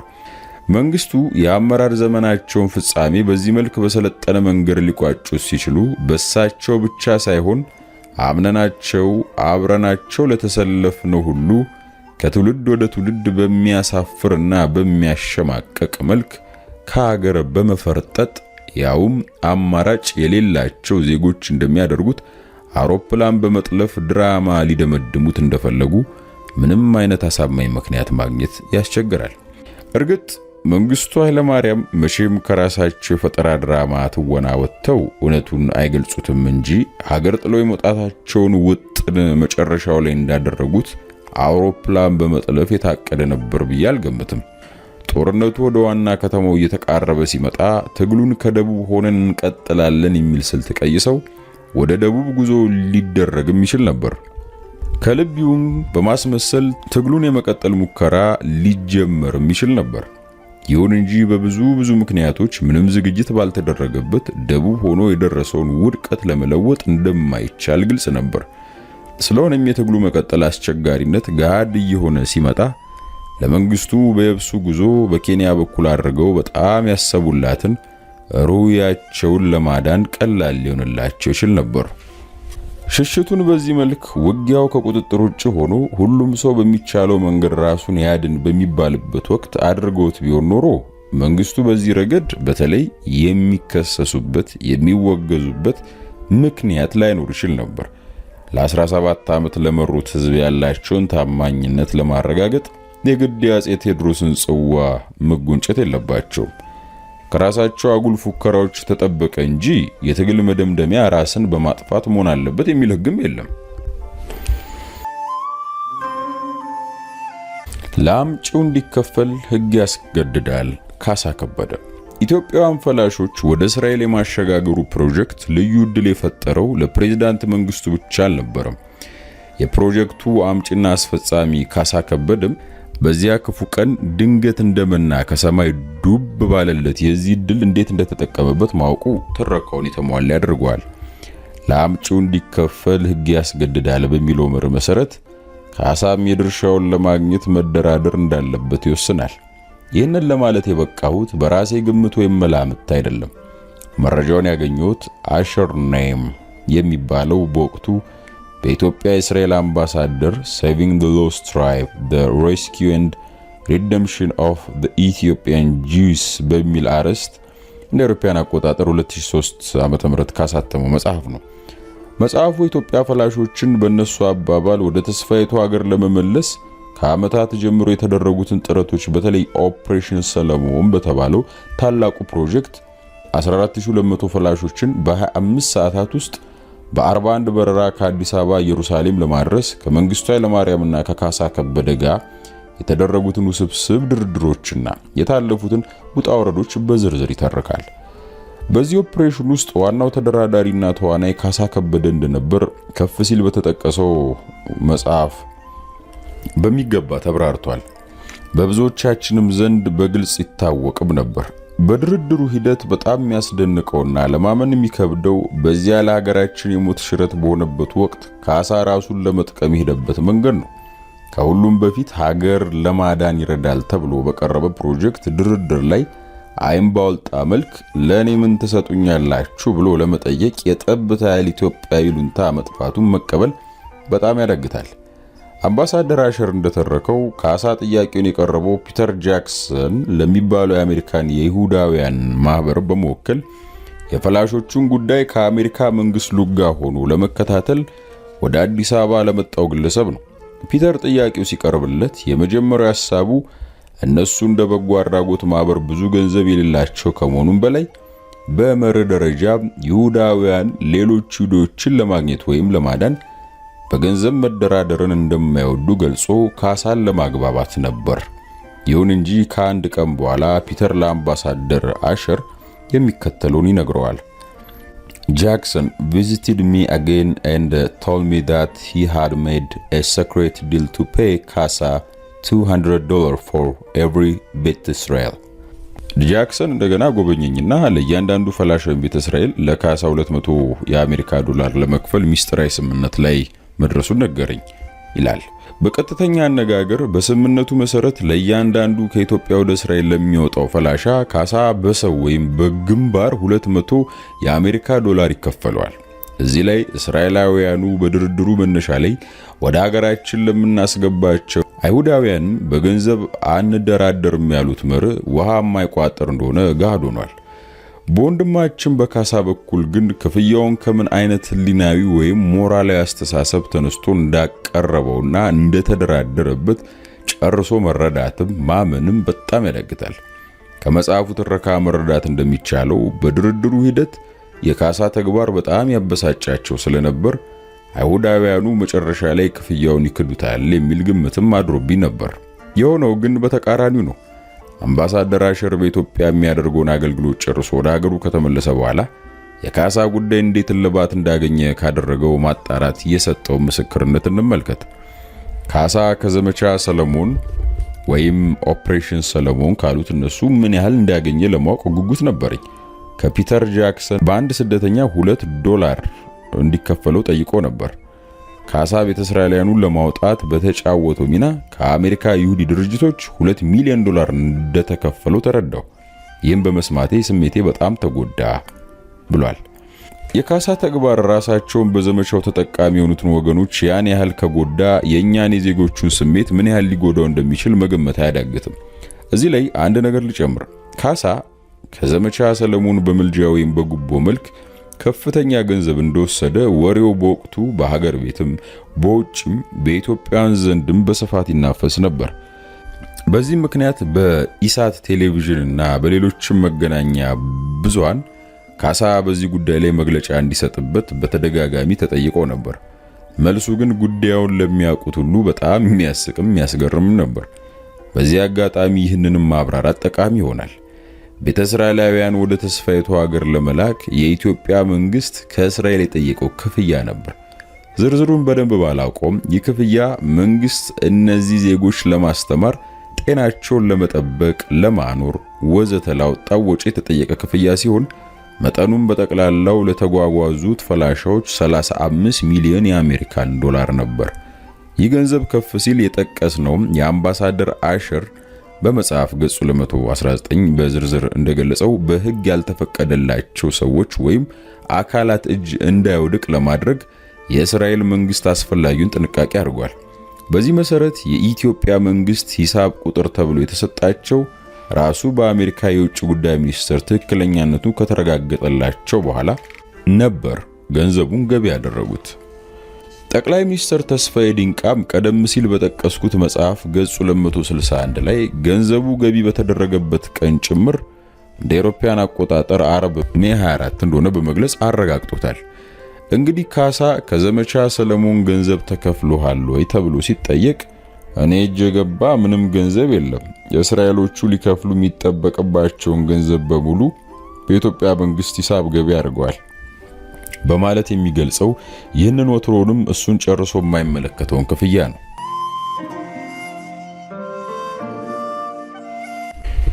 ከፍርጠጣው የሽምጠጣው የመንግስቱ ኃይለማርያም አመራር ፍጻሜ ከምንም በላይ አሳዛኝ የሚያደርገው ደግሞ ለ17 ዓመታት ከብረት በጠነከረ እጅ የመሩትን ህዝብና ሀገሪቱንም ለፍጹም አደጋ አጋልጠው ከፈረጠጡ በኋላ ክህደታቸውን ለመሸፈን የሚያቀርቧቸው እርስ በርሳቸው የሚቃረኑ የሚጋጩና የሚያስተዛዝቡ መግለጫዎች ናቸው። በዚህ መሰረት መንግስቱ ራሳቸውን በራሳቸው እንዴት እያጋለጡ እንደመጡ ለመረዳት ድራማውን ባጭሩም ቢሆን መዳሰሱ ጠቃሚ ይሆናል። መንግስቱ ናይሮቢ እንደደረሱ ያቀረቡት ጥያቄ በኬንያ የሚገኘው የሀገራችን አምባሳደር አውሮፕላን ማረፊያ መጥቶ እንዲያናግራቸው ነበር። በዚህ መሰረት በናይሮቢ አየር ማረፊያ ወይም የሲቪል አቪዬሽን ባለስልጣን አማካይነት ለኢትዮጵያ ኤምባሲ ስልክ ተደውሎ አንድ የሀገራችሁ ከፍተኛ ባለስልጣን በአንድ ትንሽ አውሮፕላን እዚህ ናይሮቢ አየር ማረፊያ ደርሷል፣ አምባሳደሩን ወይም የተገኘውን ሌላ ኤምባሲውን ኃላፊ ለማነጋገር ስለጠየቀ መታችሁ እንድታነጋግሩ የሚል መልእክት ይነገራል። በዚህ ወቅት አምባሳደሩ ለሥራ ጉብኝት ከኬንያ ውጪ ስለነበር እሱ ሊገኝ አልቻለም። የኤምባሲው ካውንስለርና ሁለተኛው ሰው ዶክተር መስፍን ረታ ሲሆን እሱም በአጋጣሚ በዚያን ሰዓት እዚያው ናይሮቢ በስነ ህዝብ ፖሊሲ ላይ በሚካሄድ አንድ ከፍተኛ የተባበሩ መንግስታት ኮንፈረንስ ላይ የተሳተፈ ነበር። ስብሰባው የሚካሄድበት አዳራሽ ድረስ የኤምባሲው ሰራተኛ ሄዶ አንድ ማንነቱ ያልተገለጠ ከፍተኛ የሀገራችን ባለስልጣን አውሮፕላን ማረፊያ ደርሶ የኤምባሲው ኃላፊዎች እንዲመጡለት ጠይቀዋል ተብሎ መልእክት ይነገረዋል። ለዚህ መጽሐፍ ዝግጅት በማለት በዚህ ጉዳይ ላይ ዶክተር መስፍን አግኝቼው በሙሉ ፈቃደኝነት ተባብሮኝ ጊዜ ወስዶ በሰፊው አነጋግሮኛል። ከዶክተር መስፍን እንደተረዳሁት መልእክቱ እንደደረሰው የመጣው እንግዳ ማንነቱን አጣርታችሁ ስልክ ደውሉልኝ ብሎ እሱ ወደ ስብሰባው ተመልሶ ይሄዳል። በመካከሉ የኛ ኤምባሲ ሰዎች ባላወቁት መንገድ ጉዳዩ ለኬንያው ፕሬዝዳንት ደርሶ በሳቸው የፕሮቶኮል ቢሮ አማካይነት ፕሬዝዳንት መንግስቱ በቀጥታ ከፕሬዝዳንት አራፕ ሞይ ጋር ይገናኛሉ። መንግስቱ ከፕሬዝዳንት አራፕ ሞይ ጋር አድርገው ያለው ስለሚሉት ውይይት በራሳቸው መጽሐፍ ውስጥ በዝርዝር የተገለጸ ስለሆነ እኔ ያንን ለማመን የሚያስቸግር ትርክት እዚህ በመድገም ወይም በመተቸት ጊዜ መውሰድ አልፈልግም። ለማንኛውም መንግስቱ እንዴትና ለምን ናይሮቢ እንደሄዱ ስለምናውቅ ከአራፕ ሞይ ጋር ያደረኩት የሚሉት ውይይት ስለ ጉዟቸው የፈጠሩት ድራማ የመጀመሪያው ትርኢት አድርገን እንውሰደው። ዶክተር መስፍን ከስብሰባው ተመልሶ ኤምባሲው እንደደረሰ ከኬንያ ፕሬዝዳንት ፕሮቶኮል ቢሮ ተደውሎ ፕሬዝዳንታችሁ እኮ እዚህኛ ዘንድ ስቴት ሃውስ ናቸው፣ እንዴት አልሰማችሁም? አሁንም በአፋጣኝ ድረሱ እንጂ ተብሎ ይነገረዋል። በዚህ ጊዜ ዶክተር መስፍን በተፈጠረው ሁኔታ በመናደድና በመደናገጥ በቀጥታ በወቅቱ የውጭ ጉዳይ ሚኒስቴር ምክትል ሚኒስትር ለነበረው ለአቶ ፍስሐ ይመር ስልክ ደውሎ እንዴት ነው ፕሬዝዳንቱ ሲመጡ በቅድሚያ የማይነገረን ብሎ በቁጣ ይጠይቀዋል። አቶ ፍስሐም በቀልድ መልክ ኦሆ የቀድሞውን ፕሬዝዳንት ማለት ነው ሲለው ዶክተር መስፍን ግራ ይጋባል። ፍስሐም ለዶክተር መስፍን የሁኔታውን አስጨናቂነት ተገንዝቦ ወዲያውኑ ከዚህ ቀልድ መሰል አባባል ወጥቶ በሀገሪቱ ስለተፈጠረው አዲስ ክስተት በዝርዝር ያስረዳዋል። በመጨረሻ ፕሬዝዳንቱ ዘንድ ከመሄዱና ከመነጋገሩ በፊት ስልጣን የለቀቁበትን ሁኔታ በትክክል ማወቅ አለበት ብሎ መንግስቱ ከሀገር የወጡለት ከቀኑ 4 ሰዓት ገደማ ከመንግስት ምክር ቤት የተሰጠውን የመጀመሪያ ይፋዊ መግለጫ ወዲያውኑ ፋክስ ያደርግለታል። ዶክተር መስፍን መንግስቱ ኃይለማርያም ለማነጋገር ወደ ኬንያው ቤተ መንግስት ያመራው በዚህ መልኩ በሀገሪቱ ስለተፈጠረው አዲስ ሁኔታ ተረድቶና በሚያስፈልገው መረጃ ታጥቆ ነበር። እንዳገኛቸውም ሰላምታ ከተለዋወጡ በኋላ ከሀገር ቤት የደረሰውን መረጃ ይገልጽላቸዋል። የፋክስ መልእክቱንም ያስነብባቸዋል። ዶክተር መስፍን እንደገለጸልኝ ዜናውን ሲሰሙ ፊታቸው ላይ የሚነበብ ምንም አይነት የመደነቅ፣ የመደናገጥ ወይም የመረበሽ ስሜት አልነበረም። ለጥቂት ሴኮንዶች አሰብ ካደረጉ በኋላ በገለጹት የመጀመሪያው ሐሳብ ለኢትዮጵያ የሚበጅ ከሆነ ይሁን አሉ። ቀጠል አድርገው እኔ ግን የመጣሁት ወደ ሰሜን ኮሪያ ሄጄ መሳሪያ ለመግዛትና የሸዋን ህዝብ ለማስታጠቅ ነበር በማለት የድራማቸውን ሁለተኛ ትርኢት መከወን ጀመሩ። ከዛም ግራ የተጋባ ሰው በመምሰል ዝም ብዬ ወደ ኮሪያ ሄጄ መሳሪያውን ልግዛ ወይስ ሐረር ሄጄ ከቤተሰቦቼ ጋር ልቀላቀል የሚል ጥያቄ ለዶክተር መስፍን ያቀርቡለታል። እሱም ሁሉም ነገር እንዳከተመለት ተረድቶ ስለነበር በፍጹም ቅንነት ጓድ ፕሬዝዳንት የሚሻለው ቤተሰቡ ወደሚገኝበት ወደ ሐራሪ ማምራቱ ይመስለኛል የሚል ምክር ይሰጣቸዋል። ቀድሞውንም ለማስመሰል የቀረበ ጥያቄ ስለነበር መንግስቱ ምክሩን ለመቀበል ምንም ጊዜ አልወሰደባቸውም።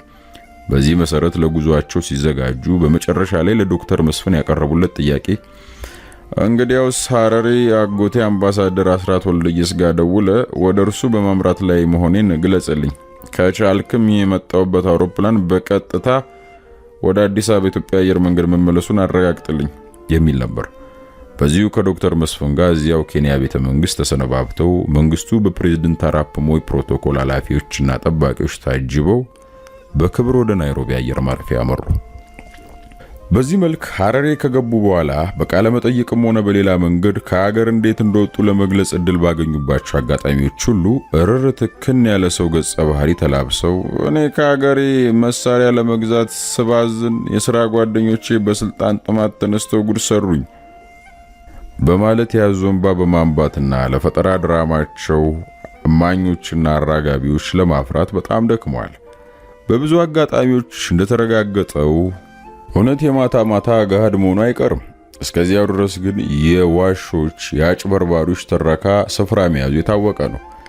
መንግስቱ ኃይለማርያም በመጀመሪያ ትወናቸው ውጤታማ አልነበሩም ማለት ይቻላል።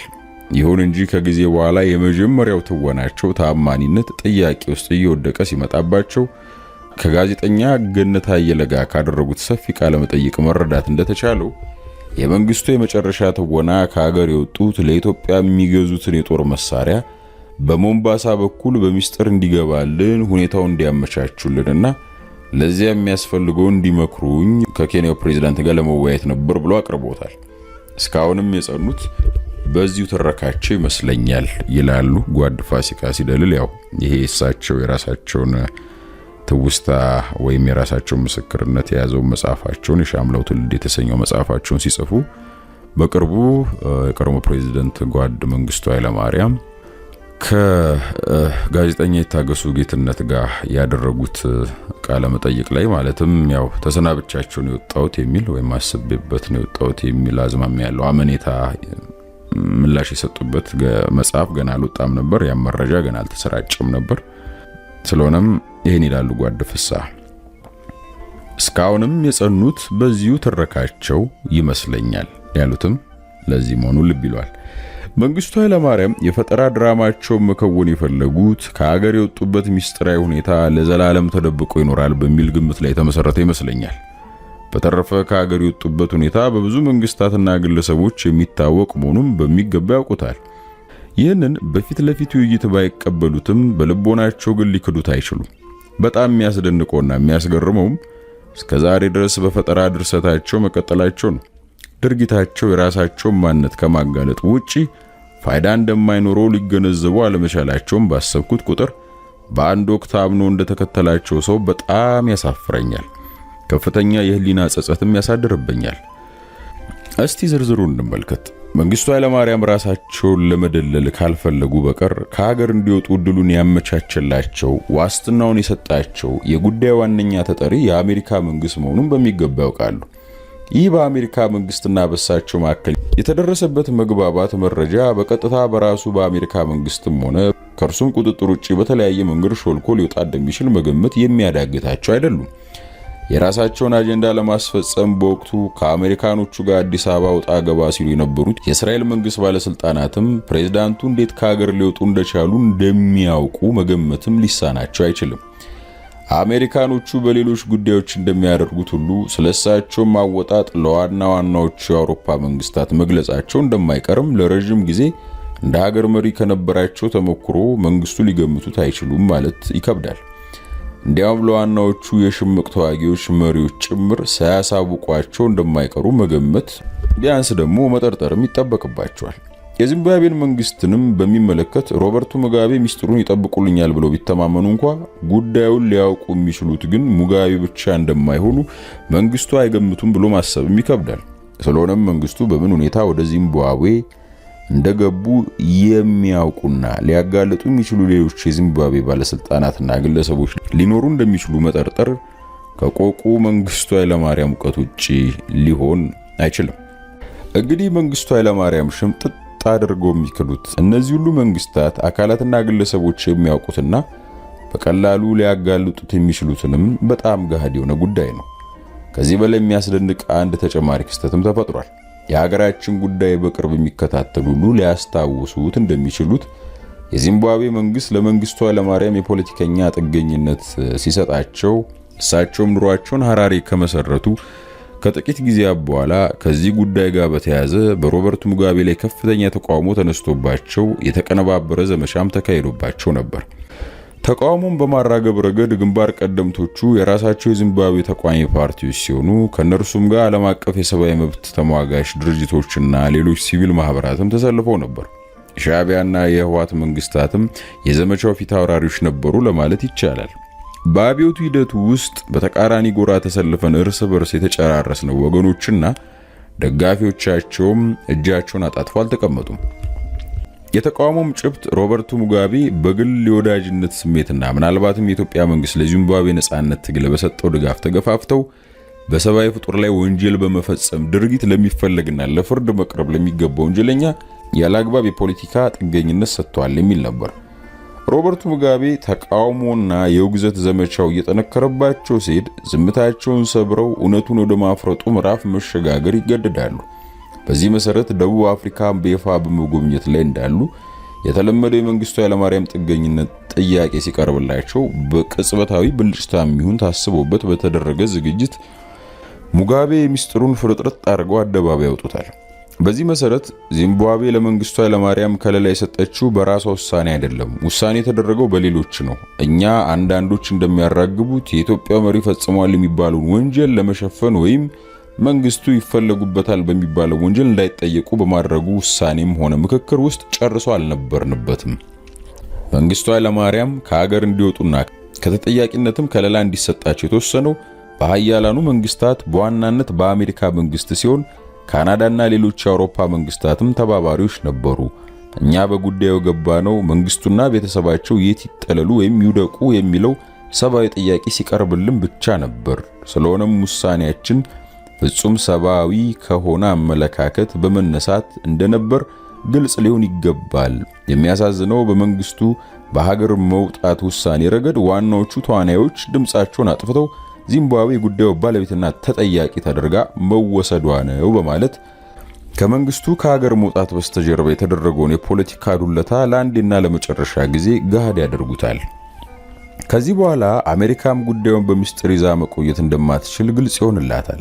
በዚህ መሰረት የአሜሪካ መንግስትም ፕሬዝዳንት መንግስቱን ከኢትዮጵያ እንዲወጡ በማድረግ ረገድ የተጫወተችውን ሚና ይፋ ለማድረግ ትገደዳለች። ስለሆነም ሐራሬ በሚገኘው ኤምባሲው አማካይነት እንደ አውሮፓውያን አቆጣጠር ታህሳስ 4 ቀን 1992 ዓ.ም ከጧቱ በ12 ሰዓት በአሜሪካ ድምጽ ሬዲዮ በተሰጠው መግለጫ ሮበርቱ ሙጋቤ ስለ መንግስቱ ኃይለማርያም ከሀገር አወጣጥ ከጋዜጠኞች ጋር ባደረጉት ቃለ ምልልስ የአሜሪካ መንግስትን ተሳትፎ በሚመለከት የሰጡት መረጃ ትክክለኛ መሆኑን ያረጋግጣል። በዚያው ዕለት የቢቢሲ ሬዲዮ አፍሪካ ኔትወርክ በተሰኘው የማለዳ ፕሮግራሙ በአሜሪካ ድምጽ ሬዲዮ የተገለጸውን ዜና ከመድገሙም በላይ ውሳኔውም የተደረገው በአሜሪካ የውጭ ጉዳይ ሚኒስቴር የአፍሪካ ጉዳዮች ረዳት ሴክሬታሪ በነበሩት በሃርመን ኮን አማካይነት መሆኑንና ምክንያቱም በወቅቱ በአገሪቱ ውስጥ ይካሄድ የነበረው ጦርነት ዋናው ከተማ አዲስ አበባ ቢደርስ ሊያስከትል ይችል የነበረውን የህዝብ እልቂትና የንብረት ውድመት ለማዳን እንደነበር በማከል አብራርተዋል።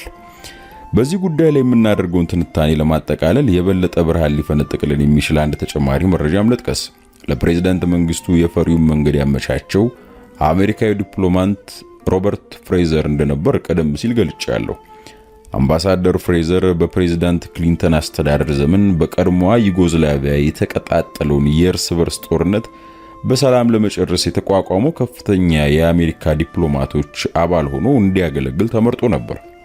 በዚህ መሰረት የሰላም ጥረቱን ለማራመድ ከቦስኒያ መንግስት ጋር ለመነጋገር ወደ ሳራዬቮ በማምራት ላይ እንዳለ የሚጓጓዝበት መኪና ተገልብጦ በድንገት ከዚህ የታወቀው የአሜሪካ ጋዜጣ እንደ አውሮፓውያን አቆጣጠር ነሐሴ 20 ቀን 1995 ዓ.ም ሮበርት ሲ ፍሬዘር 53 ኢን ቦስኒያ ኢዝ ኪልድ በሚል አርዕስት ባወጣው መጣጥፍ ስለ አምባሳደሩ ታሪክ ሲገልጽ በፕሬዝዳንት ቡሽ ከፍተኛ ሜዳሊያ መሸለሙን አንስቷል። ለኛ በተለይም ለተነሳንበት ጉዳይ ጠቃሚው የተሸለመበት ምክንያት ማወቁ ስለሆነ ከመጣጥፉ የተወሰደው የሚከተለውን ጥቅስ በጥሞና እንመልከት። In 1990 and in 1991 he served on the staff of the National Security Council in the Bush administration. In June 1991, President Bush awarded him Presidential Medal for Exceptional Service for his role in the downfall of the Mengistu regime in Ethiopia and the rescue of the more than 15,000 Ethiopian Jews who were airlifted to Israel. ምን ማለት ነው? እንደ አውሮፓውያን አቆጣጠር በ1990 እና በ1991 በቡሽ አስተዳደር ውስጥ በብሔራዊ ደህንነት ምክር ቤት ውስጥ አገልግሏል። እንደ አውሮፓውያን አቆጣጠር ሰኔ 1991 ፕሬዝዳንት ቡሽ የመንግስቱ ኃይለማርያም መንግስትን ለመጣልና ከ15000 በላይ ኢትዮጵያውያን አይሁዶችን ከአደጋ ለማውጣት ወደ እስራኤል በአየር ለመላክ ላበረከተው ያው ሮበርት ፍሬዘር ማለት ነው ልዩ አስተዋጽኦ ወደር የሌለው አገልግሎት ለሰጡ የሚበረከተውን ፕሬዝዳንታዊ ሜዳሊያ ሸልሞታል ነው። እዚህ ሁሉ መረጃ ማሰባሰብና ማጣቀስ ውስጥ እንግዲህ የገባሁት ገሃድ የሆነውን የመንግስቱ ኃይለማርያም ከሀገር ፈርጥጦ መውጣትን በአዲስ መልክ ለመተረክ አይደለም። ዓላማው መንግስቱ ኃይለማርያም ይህን ዓለም የሚያውቀውን ፀሐይ የሞቀውን ገሃድ እውነታ መቀበል ተስኗቸው ዛሬም በክደት ዓለም ውስጥ የሚኖሩ ትንሽ ሰው መሆናቸውን በተጨባጭ ለማጋለጥ ነው ይላሉ ጓድ ፋሲካ። የመጀመሪያው የኢትዮጵያ ሕዝባዊት ዴሞክራሲያዊት ሪፐብሊክ ፕሬዝዳንት አመራር በዚያ አሳፋሪ መንገድ መደምደሙ የሚያስነሳቸውን የሥነ ምግባርና የሞራል ጥያቄዎች ለታሪክና ለትውልድ ፍርድ መተው የተሻለ ይሆናል። ድርጊቱ አገሪቱ በወቅቱ በየአቅጣጫው በተጠመደችባቸው የሞትና የሽረት ፍልሚያዎች ላይ ያደረሰውን ቀውስና ያስከፈለንም መስዋዕትነት ግን በተከታዩ ቅጽ 2 መጽሐፊ ውስጥ በዝርዝር እንመለከተዋለን ሲሉም ጓድ ፋሲካ ሲደልል የሻምላው ትውልድ በተሰኘው ድንቅ መጽሐፋቸው ላይ የፕሬዝዳንቱን ከሀገር መውጣት ወይም መኮብለል አስመልክቶ እስከዛሬ ያልሰማናቸውን ተጨማሪ መረጃዎች በሰማነው መንገድ እንግዲህ አካፍለውናል ማለት ነው።